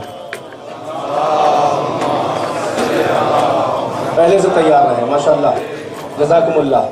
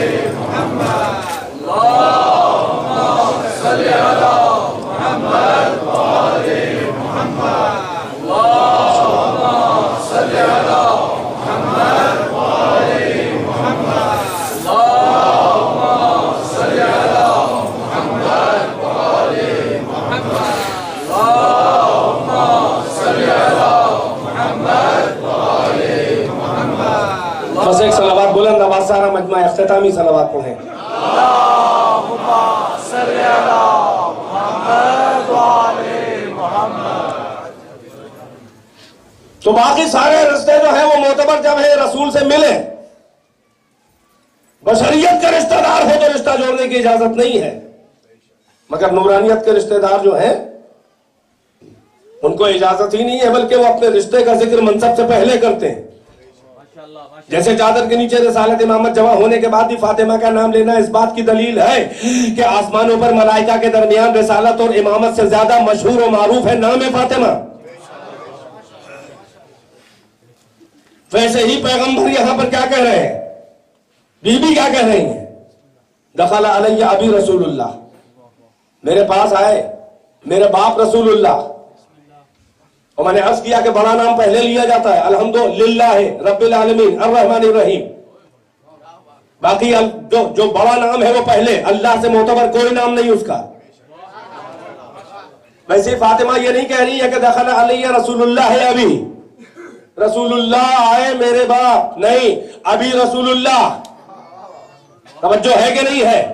اس کا مطلب یہ ہے کہ محمد کے لیے کائنات کا رسول ہونا جتنی بڑی بات ہے اس سے زیادہ بڑی بات اور عزت کی بات یہ ہے کہ وہ فاطمہ کے باپ ہے. یعنی رشتہ جوڑنے کی اجازت ہی نہیں ہے، بلکہ رسالت کے منصب سے پہلے، یعنی منصب رسالت سے معتبر ہے محمد کا فاطمہ سے رشتہ. جب بی بی ہے بھائی، اس کا باپ و بیٹی کا رشتہ کیوں معتبر نہ ہو، جبکہ اس کی زوجیت کا رشتہ اتنا معتبر ہے جو قرآن کی طرح نازل ہو. ایک طرف رسول اللہ کے رشتے ہیں، ایک طرف علی و زہرا کا رشتہ ہے. بتاؤ کون سا رشتہ معتبر ہے، کون سا رشتہ معتبر ہے، کون سا رشتہ سنت ہے؟ توجہ ہے کہ نہیں ہے؟ کون سی شادی معتبر ہے زیادہ؟ بہرحال کون سی شادی معتبر ہے، کون سی زوجہ و شوہر معتبر؟ بیدار ہے کہ نہیں ہے؟ تو فاطمہ کے دخل علی ابی رسول اللہ، پہلے رشتہ بعد میں رسالت. بڑا شہزادہ آیا، یا امہ انی اشم عندک رائحۃ کأنہا رائحۃ جدی رسول اللہ. اے امہ، آپ کے پاس سے ایسی خوشبو آ رہی جیسے خوشبو آ رہی ہو میرے جد، میرے نانا رسول اللہ کی. حسن کے جد پہلے، رسول بعد میں. چھوٹا شہزادہ بھی یہی کہتا ہے جدی رسول اللہ، جیسے خوشبو ہے میرے نانا رسول اللہ کی. اور اب مولا کہہ رہے ہیں یا بنت رسول اللہ، انی اشم عندک رائحۃ کأنہا رائحۃ اخی وابن امی رسول اللہ. یہ خوشبو،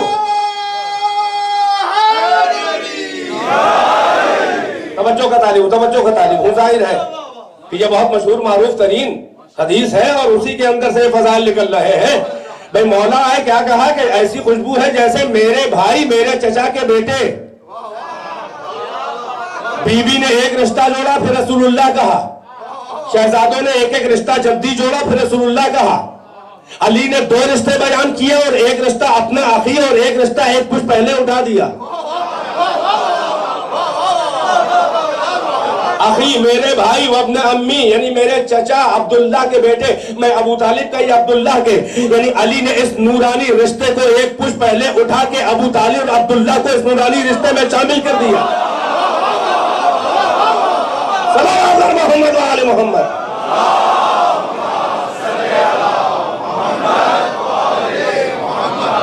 چمن کلی کلی علی علی علی علی، چمن چمن کلی کلی علی علی علی علی، نگر نگر گلی گلی علی علی علی علی، نگر نگر گلی گلی علی علی علی علی، نعرہ حیدری یا علی یا علی یا علی۔ بس عزیز رحمت تمام ہے کہ جتنا ان ساری باتوں کا نتیجہ یہ نکلا کہ جتنا شرف اہل بیت کے لیے ہے کہ ان کا بزرگ محمد رسول اللہ جیسا ہے، اتنا ہی شرف محمد کے لیے ہے کہ میری بیٹی، میرا بھائی، میرے بچے ایسے ہیں۔ یہ طرفین سے عزتوں کا تبادلہ ہے، یعنی جتنا اہل بیت کو محتاج مانو اس رشتہ رسول اللہ کا، اتنے رسول اللہ بھی ضرورت مند ہے رشتہ اہل بیت کے، اس لیے کہ کسی سے رسول کا نہ نام چلا نہ کام چلا۔ اپنے بعد رہبران صراط مستقیم بتا کے جا رہے ہیں کہ یہ اپنی عزت میں انڈیپینڈنٹ ہے۔ حسین سفینہ ہدایت ہے، حسین سفینہ نجات و چراغ ہدایت ہے، میری وجہ سے نہیں ہے، جنت کا سردار ہے۔ میری وجہ سے جنت تو مل سکتی ہے مگر سرداری نہیں ملے گی۔ میرے طفیل میں ہو سکتا ہے کسی کو جنت تو مل جائے اگر وفادار ہے، میرا غلام ہے، میری کنیز ہے، مگر سرداری یہ جنت رشتوں کے تو سوال نہیں ملتی، یہ معیار دیکھ کے ملتی ہے۔ تو اہل بیت اپنے معیار میں مستقل ہے، بے نیاز ہے کسی بھی رشتے کے۔ یہی سبب ہے کہ پیغمبر تعارف فقط اس لیے کرا رہے ہیں کہ یہ نہیں کہ میں کہہ رہا ہوں تو معتبر ہے۔ انی تارکن فیکم الثقلین کتاب اللہ وعطرتی، میں بھاری بھاری چیزیں، یہ خود وزنی ہے، میرا پسنگا لگانے کی ضرورت نہیں ہے ساتھ میں۔ ثقلین کہہ رہا ہے کہ یہ خود وزنی ہے، یہ خود وزنی ہے، چنانچہ پیغمبر ان کے حوالے کر کے چلے گئے۔ اور اس سے بڑا پیغام کیا ہوگا کربلا کے لیے کہ حسین منی وانا من الحسین۔ کون سا ایسا نواسا ہے جو اپنے نانا سے نہ ہو؟ حسین منی تو سمجھ میں آیا، وہ انا من الحسین، کون ایسا نانا ہے جو نواسے سے ہو؟ تو یہ یہاں کے رشتہ داری نہیں ہے، یہ عالم نور کی رشتہ داری ہے، یعنی میرے ہی نور کے ٹکڑے ہیں، یا یہ میں کہوں کہ ہم سب ایک دوسرے کے ٹکڑے ہیں۔ تو جیسے میں جزو حسین، حسین میرا جز ہے، ویسے میں جزو حسین بھی ہوں، کیونکہ الگ ہوئے تو 14 ہو، ورنہ تو سب ایک ہیں، سب نور اول ہے۔ اور دوسرا مقصد کیا تھا کہ میں رسول اللہ ہوں ساری کائنات کے لیے۔ اگر میری رسالت کا پیغام نہ رہے تو گویا میں آیا ہی نہیں۔ توجہ ہے کہ نہیں ہے؟ یعنی حسین کی ولادت ظاہری، حسین کی ولادت جسمانی و بشری میری وجہ سے ہوئی، اور میں بھی پیدا ہوا آمنہ کے بطن سے، عبداللہ کی صلب سے، اور پیدا ہوا تو رسالت کا پیغام لایا۔ اب اگر رسالت مل جائے تو گویا میں پیدا ہی نہ ہوا، مگر رسالت حسین بچائے گا۔ اس کا مطلب یہ ہے کہ میرے پیدا ہونے کو حسین سوارت کرے گا، اس لیے میں حسین سے ہوں۔ یہی تیور حسین کے بتا رہے تھے مدینے میں۔ کیا فرق پڑتا تھا؟ ہر صحابی زیادہ یزید کے آگے جھک گیا، سوا حسین ابن علی و عبداللہ ابن زبیر کے۔ عبداللہ ابن عمر نے بھی دیر سے صحیح بیعت کی، یزید کے پیر پکڑ کے بیعت کی، چاپلوسی کی۔ دیکھا کسی کے رشتے سے کسی کو اعتبار نہیں مل جاتا۔ خلیفہ دوم کے بیٹے ہیں مگر یزید کے پیروں کو پکڑ کے بیعت کی۔ کیا کریں، بزرگوں کی غلطیاں ہیں، بھگتنا تو ہی ہے۔ خلیفہ اول کے بیٹے بھی ہیں، پہلے ہی گزر گئے مولا کے زمانے میں، وہ ہوتا تو بیعت نہ کرتا۔ اس کا مطلب یہ ہوا کہ کسی کے رشتے کی وجہ سے کسی کے کردار پہ اثر نہیں پڑتا۔ یہی یزید کا بیٹا پھر معاویہ ہوگا۔ آپ دیکھ لیں بنی امیہ میں پیدا ہوگا حق کا عالم بردار، بنی تیم میں پیدا ہوا محمد نبی بکر. تو رشتے کی وجہ سے جب باطل رشتے کی وجہ سے نہیں ہے تو حق بھی رشتے کی وجہ سے حق نہیں ہے، بلکہ وہ خود حق ہے. یہی تیور حسین کے تھے. ہر ایک نے بیعت کر لی، حسین نے بیعت نہیں کی. قلب یزید کو اطمینان کیوں نہیں ہو رہا ہے کہ سارا عالم اسلام بیعت کر چکا، ایک حسین کے بیعت نہ کرنے سے، گوشے میں بیٹھے رہنے سے کیا بگڑ رہا تھا سلطنت یزید کا؟ یہ کس لیے اتنا اصرار تھا؟ میں اکثر شب عاشور اس طرح کا پیغام کہتا ہوں، شاید اس سے پہلے بھی کبھی کہہ چکا، فقط بچوں کے ذہنوں میں، اور جو بچے پچھلے سال نہ ہو یا اس لائق نہ ہو کہ بات کو سمجھ سکے وہ آج سمجھ جائے. یہ جو کہا جاتا ہے کہ حسین نے ضد کی، ان کے مزاج میں ضد تھی. حسن کے مزاج میں صلح تھی، حسین کے مزاج میں معاذ اللہ ضد تھی، ضدی تھے معاذ اللہ حسین. میں کہوں گا کہ اگر حسین کے مزاج میں جنگ ہوتی، حسن کے مزاج میں صلح تھی، تو 50 ہجری جب تک کہ امام حسن تھے تب تک تو کہا جا سکتا ہے کہ بڑا بھائی آگے تھا، حسین کے مزاج کی چنگاری چھپی تھی. مگر 50 سے 60 ہجری یہ کون سی قوت تھی جو حسین کو چپ رکھے تھی؟ اگر مزاج میں جنگ جوئی تھی، اب تو حسین امام وقت ظاہری طور پر بھی بڑا بھائی جا چکا دنیا سے. میں یہی سب بتانے کے لیے حسین نے انکار بیعت کیا. کیا ضرورت تھی یزید کو اصرار کرنے کی؟ یہ جو بار بار کہا جاتا ہے کہ حسین کے مزاج میں ضد تھی، اتنی بڑی قربانی دینے کی ضرورت نہیں تھی. حسین نے اپنے کو معاذ اللہ ہلاکت میں ڈالا. علم الہدا سید مرتضیٰ نے بھی، نہج البلاغہ کے مصنف، اس کو کمپائل کرنے والے سید رضی کے بھائی، انہوں نے بھی تنزیہ الانبیاء میں اس کا جواب دیا ہے کہ اگر کوئی کہے کہ حسین نے اپنے کو ہلاکت میں ڈالا، حسین چاہتے تو مصیبت کو ٹال سکتے تھے. کیوں حسین نے اتنی ضد کی؟ جب سارے عالم اسلام نے بیعت کر لی تھی تو ایک حسین کو بھی بیعت کر لینی چاہیے تھی. تو میں اس کا جواب فقط ایک جملے میں کہتا ہوں، یہ جواب سید مرتضیٰ نے نہیں دیا ہے، یہ میں آپ کی خدمت میں جو پیش کر رہا ہوں. جب کوئی تم سے کہے کہ حسین کو اتنی ضد کیوں تھی، انکار بیعت پر اتنا اصرار کیوں تھا، تو میں کہوں گا کبھی باطل سے یہ سوال کرنا کہ حسین کو اگر انکار بیعت کا اصرار تھا تو یزید کو بیعت کا اتنا اصرار کس لیے تھا؟ جب سارا عالم اسلام بیعت کر چکا تھا تو ایک حسین کے بیعت نہ کرنے سے اس کی سلطنت پہ کون سا اثر پڑ رہا تھا؟ مگر اصرار یزید یہ بتا رہا ہے کہ یزید سارے عالم اسلام کی بیعت کو ہلکا سمجھ رہا تھا بیعت حسین کے آگے. یعنی ایک میزان عدالت کے ایک پلے پہ سارے عالم اسلامی کی بیعت تھی اور ایک پلے کے اوپر وزن بیعت حسین تھا. یزید سمجھ رہا تھا کہ اگر حسین دستخط نہ کرے، بیعت نہ کرے، تو یہ سارے عالم اسلام کی بیعت کا کوئی وزن نہیں ہے. تو اب میں جملہ کہوں گا کہ یزید تو وزن بیعت حسین جانے، خود فرزند زہرا اپنی بیعت کی اہمیت نہیں جانتا تھا. یہی سبب ہے کہ جتنا اصرار یزید کو تھا بیعت کے اوپر، اتنا ہی شدید حسین کو انکار تھا. حسین مسئلہ سمجھ رہے تھے، اس لیے کہ یہ رہبر صراط مستقیم ہے. اگر حسین بیعت کر لیتے باطل کی تو آدم سے لے کر خاتم تک کے ساری محنتیں رائگاں ہو جاتی. اس لیے کہ یہ حسین اکیلے نہیں ہے، یہ وارث اسلام ہے، یہ وقت محمد ہے. اس لیے آپ زیارتوں میں پڑھتے ہیں السلام علیکم یا وارث آدم صفت اللہ. اے آدم کے وارث تجھ پہ سلام، اے نوح کے وارث تجھ پہ سلام، اے ابراہیم کے وارث تجھ پہ سلام، اے موسیٰ کے وارث تجھ پہ سلام، اے عیسیٰ کے وارث تجھ پہ سلام. یعنی یہ کہ سارے انبیاء و مرسلین کی محنتیں اور ان کی عزتیں دست حسین پہ آ کے جمع ہو گئی تھی. اگر یہ ہاتھ یزید کے ہاتھ میں چلا جائے تو ہر نبی گویا جھک گیا شیطان کے آگے. یہی سبب ہے کہ حسین میدان کربلا کی طرف بڑھ رہے ہیں اور بتاتے چلے جا رہے ہیں، مثلی لا یبایع مثلہ، میرا جیسا اس کی بیعت کبھی نہیں کر سکتا، نہ کرے گا نہ کی. نہ ابراہیم جھکے، نہ موسیٰ جھکے، نہ عیسیٰ جھکے، نہ محمد جھکے، نہ علی جھکے، نہ حسن جھکے، نہ میں جھکوں گا، نہ میرے باپ جو میرے مکتب اور جو میرے مقصد کو لے کے آگے بڑھے گا وہ وقت یزید و باطل کے آگے کبھی نہیں جھکے گا. حسین یہ بھی کہتے رہے کہ جب پوچھا گیا کہ کیوں اتنے بڑے عزم سے حسین آپ کھڑے ہو گئے تو کہا کہ میرے نانا نے فرمایا کہ اللہ نے عالم الارواح میں علماء سے عہد لیا ہے کہ جب کبھی بھی دین خدا کو پامال کیا جائے گا اور اگر عالم کھڑے ہو کے علم بغاوت شیطان کے خلاف بلند نہ کرے اور اپنے علم کو ظاہر نہ کرے تو اللہ کو حق ہے کہ اس عالم کو اندھے منہ جہنم میں جھونک دے. اگر یہ میرے نانا کی حدیث نہ ہوتی تو میں کبھی کھڑا نہ ہوتا. حسین نے امام نہیں کہا بلکہ کہا کہ علماء سے عہد لیا، یعنی صبح قیامت تک उम्मत मुस्लिमा के उलमा को ये पैगाम दे दिया कि जब कभी भी बिदअतें राइज हो कभी खामोश न रहना। तुम्हारे जमाने में भी बिदअतें राइज हो तो खड़े हो जाओ।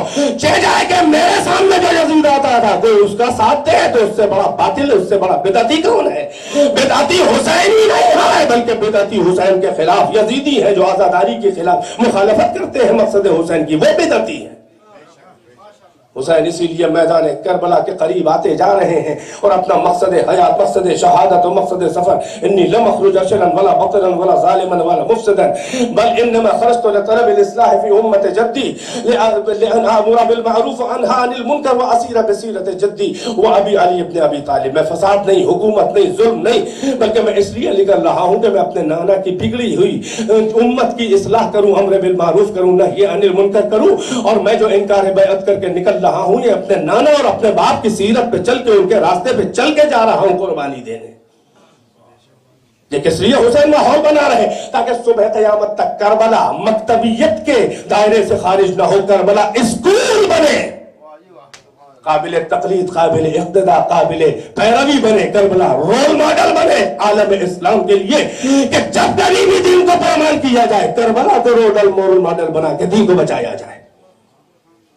बस अजीज़ और रहमत तमाम, तारीख कहती है कि करबला की एक मंजिल पहले काफिला रुका। हुसैन दोजानू होकर कब्ज़े शमशीर पर अपने सर को टेक कर दोजानू होकर बैठ गए गुनूदगी के आलम में। और एक बार हुसैन चौंके तो हुसैन की ज़बान पर था ये कलमा इस्तरजा इन्ना लिल्लाहि व इन्ना इलैहि राजिऊन। ज़ीनत पहलू है बदर शबीह रिसालत, जवान हुसैन बगल में खड़ा है अली अकबर। कहा बेशक इन्ना लिल्लाहि व इन्ना इलैहि राजिऊन, बेशक हम सब अल्लाह की मिल्कियत हैं, उसी की तरफ पलट के जाने वाले हैं। मगर बाबा इस वक्त क्या मुनासबत थी इस कलमा इस्तरजा के पढ़ने की? हुसैन ने कहा बेटा मैंने ख्वाब में देखा, मैं अभी आंख मेरी जरा सी लग गई, मैंने ख्वाब में देखा कि एक आवाज आ रही है, मुझे कह रही है कि यह काफिला आगे आगे जा रहा है और मौत इनके ताक़ुब में इनके पीछे पीछे जा रही है, इसलिए मैंने कलमा इस्तरजा पढ़ा। अकबर ने फौरन कहा या अबता अलसना अलल हक, ए बाबा क्या हम लोग हक पे नहीं हैं? हुसैन ने कहा बला ऐ जाने बेदर क्यों नहीं, हम हक पे हैं। अकबर ने कहा इज़न लन वाली बिल मौत, तो फिर हमको मौत की कोई परवाह नहीं है, चाहे हम उस पे जा पड़े या वो हम पे आ पड़े। ये अपने दादा के लहजे में अली बोल रहा है।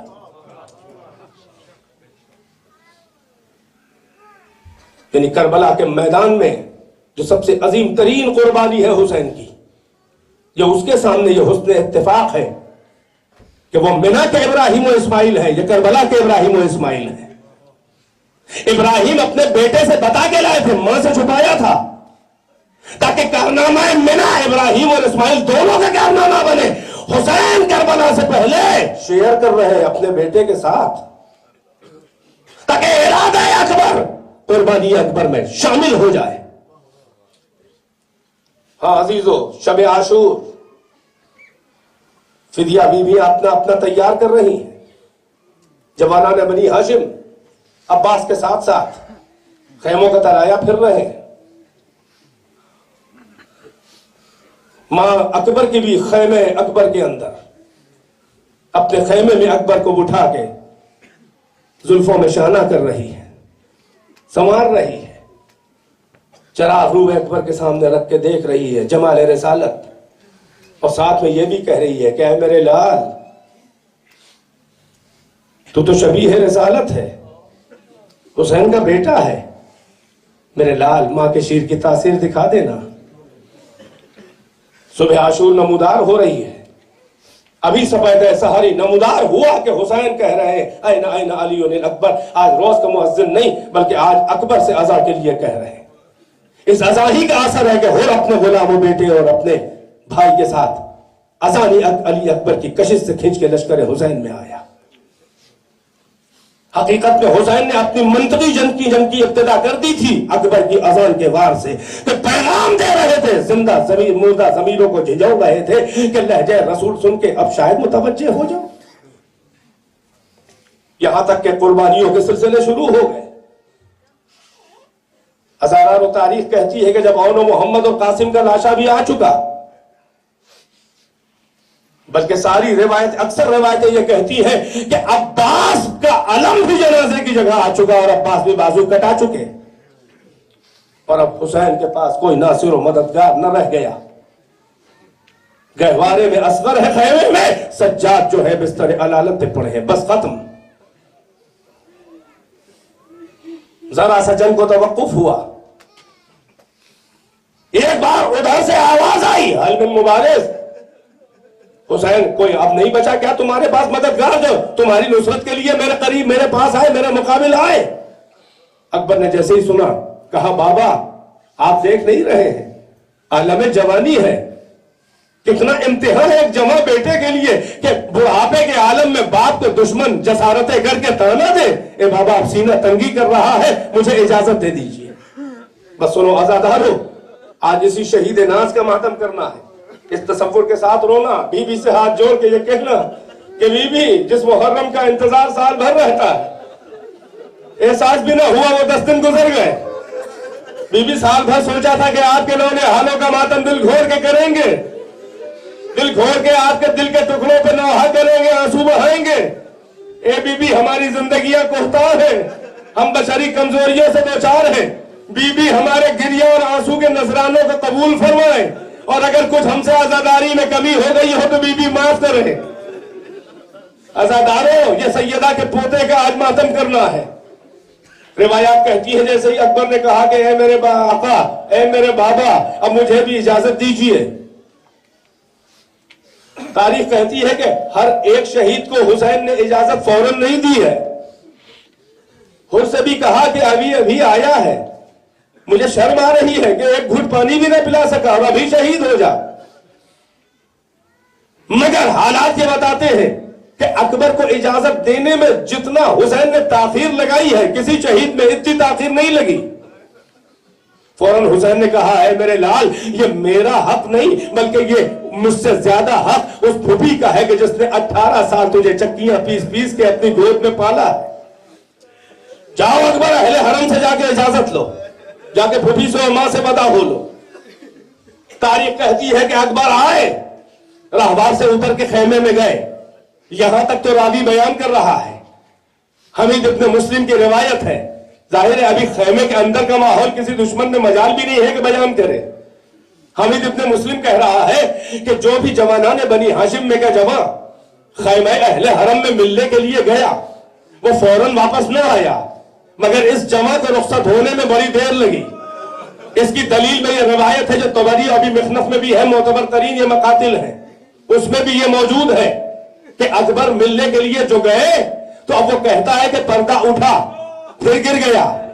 یہاں تک کہ 7 بار خیمے کا پردہ اٹھا اور 7 بار خیمے کا پردہ گرا. جب کبھی اکبر باہر نکلنا چاہتے تھے کوئی نہ کوئی بی بی کمر میں ہاتھ دے کے اندر بلا لیتی تھی، اور جب اکبر نکلے ہیں تو جیسے بھرے گھر سے کوئی جنازہ نکل رہا ہو. درے خیمہ پہ ایک ہلچل مچی ہوئی تھی بیویوں کی. اکبر جلدی جلدی بابا کی خدمت میں آئے، دستے ادب جوڑ کے کہا بابا پھوپھی سے اجازت مل گئی، ماں بہنوں سے اجازت مل گئی، اب آپ بھی بابا اجازت دے دیں. بس سنو عزاداروں، صاحبان اولاد، تمہارے جوانوں کو، ماں بہنوں، اے بھائیوں، تمہارے جوانوں کو اللہ سلامت رکھے بتصدق علی اکبر. مگر ذرا حسین کے دل کا درد و حسرتیں دیکھو. جب اکبر کا جیسا حسی شبیہ رسالت جب حسین سے اجازت لینے چلا تو بوڑھا باپ کیا کرے. ایک بار کہا میرے بلال میرے قریب آ. اکبر قریب آئے، اپنا امامہ اتارا، جو امامہ رسول، امامہ صحاب جس کا نام تھا. اکبر کے سر کا امامہ اپنے سر پہ رکھا، اپنا امامہ امامہ رسول اکبر کے سر پہ رکھا. اکبر کی تلوار اپنے حمال کی کمر میں اور اپنی تلوار جو تلوار رسول اللہ تھی وہ اکبر کی کمر میں باندھی. اپنے گھوڑے سے اترے، اکبر کے گھوڑے کو خود لیا. رسول کا گھوڑا یا عقاب نام تھا یا مرتجس، اس پہ اکبر کو سوار کیا. شبیہ رسالت اکبر کی تیار کی حسین نے. اب اس کے بعد اکبر سے نہ جانے کس دل سے حسین نے کہا کہ بیٹا خدا حافظ. اکبر تو ادھر چل دیے. ہر روایت اٹھا کے دیکھ لے, ہر شہید کی رخصت کا منظر. حسین نے جس کو بھی اجازت دی اپنی جگہ پہ کھڑے ہوئے منظر دیکھتے رہے. مگر یہ واحد شہید ہے کہ جس کو اجازت دینے کے بعد حسین اپنی جگہ پہ ٹھہرے نہ رہے. جیسے ہی اکبر آگے بڑھے, ایک بار حسین نے اپنی سفید داڑھی اپنے ہاتھوں پہ لی, آسمان کا رخ کیا اور ایک آیت پڑھی, ان اللہ اصطفى آدم و نوح و آل ابراہیم و آل عمران علی العالمین ذریۃ بعضھا من بعض. اللہ نے چن لیا, منتخب کر لیا آدم کو, ابراہیم کو, آل ابراہیم کو, آل عمران کو عالمین پر. ان میں بعض کی ضروریت ہے, یہ بتانے کے لیے کہ یہ ضروریت ابراہیم, یہ اسماعیل کربلا جا رہا ہے. اس کے بعد حسین نے عجب مرثیہ پڑھا, کہا اللہم اشہد علی ہؤلاء القوم فقد برز الیہم غلام اشبہ الناس خلقا وخلقا ومنطقا برسولک وکننا اذا اشتقنا بزیارت رسولک فنظرنا الی وجہہ. اے پروردگار, اس قوم جفاکار کے ستم پہ گواہ رہنا. صاحبان اولاد بتاؤ کہ اس موقع پر بوڑھا باپ جوان کی رخصت پہ کیا کہے گا؟ یہی تو کہے گا کہ آنکھوں کی روشنی جا رہی ہے, کمر کا لنگر جا رہا ہے, پیری کا عصا جا رہا ہے, دل کا قرار جا رہا ہے, باپ کی تمنائیں جا رہی ہیں, ماں کی آرزویں جا رہی ہیں, گھر کا نور جا رہا ہے. حسین نے یہ کچھ نہ کہا بلکہ کہا پروردگارہ اس قوم کے ظلم پہ گواہ رہنا. اب وہ جا رہا ہے جو ساری دنیا میں سب سے زیادہ مشابہ تھا تیرے رسول سے, وہ جا رہا ہے جو سب سے زیادہ تیرے رسول سے مشابہ تھا. کاہے میں خلقن و خلقن و منطقن برسول, رسول اللہ سے خلق میں مشابہ. خلق رسول کیا ہے؟ اول ما خلق اللہ نوری. خلق رسول کیا ہے؟ انک لعلی خلق عظیم. منطق اور بولنے میں شباہت کیا ہے؟ ما ینطق عن الہوی. یہ معیار اکبر بتایا, یعنی یہ بتایا کہ میں رسول اللہ کو دیکھتے کہ دل چاہتا تھا تو اسے دیکھ لیتا تھا. ہاں عزادارو, حسین کے دل پہ اتنا شوق تھا کہ اکبر کو رخصت کرنے کے بعد بھی حسین اپنی جگہ پہ ٹھہرے نہ رہے بلکہ آگے بڑھ رہے ہیں. یا علی کہہ کے آگے بڑھے کہ ایک بار اکبر کو محسوس ہوا کہ جیسے کوئی پیچھے آ رہا ہے. پلٹ کے اکبر نے جیسے ہی دیکھا بوڑھا باپ چلا آ رہا ہے. جیسے ہی نظر سے نظر ملی, حسین نے ایک بار کہا ہاتھ اٹھا کے مہلن مہلن یا بنیا, اے میرے لال ذرا سا ٹھہر کے چل, ذرا سا ٹھہر جا, ارے جلدی اکبر کے قریب آئے. سنو گے عزادارو, یہ علامہ عبدالعلی ہروی نے المواعظ الحسنہ میں یہ روایت لکھی کہ جب اکبر کو رخصت کیا تھا اور پیچھے آگے بڑھے تو اکبر کے ساتھ ساتھ اپنے رہوار کو اکبر کے گھوڑے کے قریب چلا رہے تھے. اور عالم یہ تھا کہ حسین اکبر کے رخسار پہ اپنے رخسار رکھے ہوئے بہت دیر تک حسین ساتھ اکبر کے چلتے رہے. اب جب بوڑھا باپ پیچھے سے آیا تو اکبر جلدی سے قریب آئے. کہا بابا کیا سبب ہے, کیا ارادہ بدل دیا؟ آپ تو رخصت دے چکے تھے. کہا نہیں میرے لال, ارادہ نہیں بدلا. کہا بابا پھر کیا سبب ہے کہ پیچھے چلے آ رہے ہیں؟ صاحبان اولاد, ارے کیا حسین جواب دے. فقط ایک جملہ کہا, یا بنیا, اے میرے لال تجھے کیا بتاؤں, اے کاش کہ تو صاحب اولاد ہوتا تو میں تیرا جواب دیتا. کہا اچھا بابا خدا حافظ. آزادارو, یہ شبیہ رسالت میدان جہاد میں گیا. تاریخ کہتی ہے کہ اکبر نے ہر طرف سے حملے کرنے شروع کیے. 120 شامیوں اور کوفیوں کو اکبر نے فنار کیا. اس کے بعد تاریخ نے کہا کہ اکبر پھر جنگ چھوڑ کے آنے لگے. جیسے ہی اکبر کو آتے ہوئے حسین نے دیکھا, جلدی سے آگے بڑھ کے اس اشتیاق میں پھر ایک بار روئے جواں دیکھ لے. قریب آ کے پیار کر کے کہا اے بیٹا واپس کس لیے آ گیا؟ اکبر نے کہا اے بابا مجھے پیاس مارے ڈال رہی ہے، لقد قتلنی، مجھے پانی کی کمی اور پیاس کی شدت سے مجھے جو ہے وہ برداشت نہیں ہے، لقد اجہزنی الحدید وثقل الحدید اجہزنی، العطش قد قتلنی وثقل الحدید اجہزنی، پیاس قتل کیے دے رہی ہے اور بابا لوہے کی گرانی جو ہے وہ تھکائے دے رہی ہے۔ حسین کیا کرے، ساقی کوثر کا لال ہے، شبیہ رسالت پانی مانگ رہا ہے۔ ایک بار حسین نے اپنے بیٹے سے کہا، یہ روایت کے فقرے ہیں، ایک بار اکبر سے کہا کہ اے میرے لال میرے قریب آ۔ اکبر دہن لے کے قریب آئے، حسین نے اپنا منہ کھول کے کہا یا بنی ہاتھ لسانک، اے میرے لال اپنی زبان میرے دہن میں دے دے۔ سنو عزادارو حسین کی پیاس کا عالم، اے میرے لال اپنی زبان میرے منہ میں دے دے۔ اکبر نے جیسے ہی حسین کے دہن میں زبان دی، تڑپ کے زبان سے باہر نکالا، کہا کیا ہوا؟ کہا اے بابا ارے آپ کے دہن میں تو کانٹے پڑے ہوئے ہیں، آپ کے دہن میں تو کانٹے پڑے ہوئے ہیں۔ ارے سنو عزادارو حسین نے ایک جملہ کہا اے میرے لال ارے تجھ سے کیا بتاؤں، اتنا پیاسا ہے تیرا بابا کہ کچھ نظر نہیں آ رہا ہے، آنکھوں میں دھواں نظر آ رہا ہے، یہ انگوٹھی لے اپنے دہن میں رکھ لے میرے لال، اب اس کے بعد نانا اور بابا تیرے انتظار میں ہے، اب کبھی پیاس نہ لگے گی، اجرکم اللہ۔ بس مجلس تمام ہے 2 منٹ کے اندر۔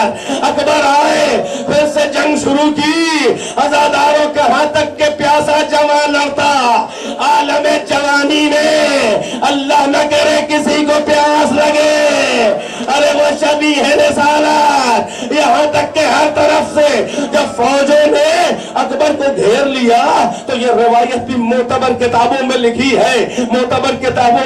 ہے کہ اکبر کو ہر طرف سے گھیر تو رہے تھے مگر اکبر کے قریب ابھی کسی میں آنے کی ہمت نہیں تھی، یہاں تک کہ سنان ابن انس نے اکبر کے پہلو پہ کلیجے پہ ایک برچھی ماری، عزاداروں تیورا کے زمین پہ آنا چاہتے تھے مگر روایت یہ کہتی ہے کہ اکبر زمین پہ نہیں آئے بلکہ کیا کیا، اپنے گھوڑے کے گلے اور اس کی عیال میں باہیں ڈال دی اور گھوڑے کے اوپر اکبر جو ہے وہ الٹے لیٹ گئے۔ یہ احترام شبیہ رسالت تھا۔ اب سنو اگر برداشت کر سکو اے صاحبان اولاد، گھوڑا فوجوں کے اندر چلا گیا، تلواروں سے حملے ہوئے، یہ روایت کا فقرہ ہے کہ قد قطعوہ اربن اربا، ارے تلوار سے ٹکڑے ٹکڑے کاٹ ڈالا، آواز دی یا بتا علیک من السلام، اے بابا آخری سلام قبول ہو۔ ارے ہر ایک نے مدد کے لیے پکارا مگر اکبر نے مدد کے لیے نہیں پکارا، کس لیے؟ ایک تو اس لیے کہ اکبر جانتے تھے کہ جو بھی شہید گھوڑے سے گرا میں ساتھ میں موجود تھا، ارے چچا کے گرنے کے بعد بھی کم سے کم میں تو تھا مگر اب جو میں گرا تو کوئی بابا کے ساتھ آنے والا نہیں ہے، لہذا کہا بابا زحمت نہ کرو، ارے بس دور سے سلام قبول۔ وہ حسین جو غلاموں کا جنازہ لے کے آیا وہ کیسے شبیہ رسالت کے جنازے پہ نہ جاتا، آئے دیکھا جوان ایڑیاں لگا رہا ہے، گھوڑے سے اکبر کے پہلو میں اپنے کو گرایا، سجدے میں گر گئے، اے پروردگارا تیرا ہزار ہزار شکر و احسان کہ ابراہیم سے بڑا مرتبہ دیا۔ ابراہیم نے ارے آنکھوں میں پٹی باندھ لی تھی جوان کے گلے پہ چھری پھیرتے وقت، مگر تم نے کتنا صبر دیا ہے کہ جوان برچھی کھائے ہوئے ایڑیاں رگڑ رہا ہے۔ عزاداروں وصیتیں تمام ہوئی، ایک بار اکبر نے یہ بھی کہا اے بابا ارے نیزے کی انی سینے میں لگ گئی ہے اور وہ کلیجے میں ٹوٹ گئی ہے، بابا درد بہت ہے، اگر اسے نکال دے بابا تو یہ درد رک جائے۔ حسین کیا کرے، جوان کا جنازہ دیکھا، اپنی پیری دیکھی، ارے ہمت کو جمع کیا، آستینے الٹ کے گھٹنے ٹیکے، برچھی کی انی پہ ہاتھ رکھے، نجف کی طرف رخ کیا، کہا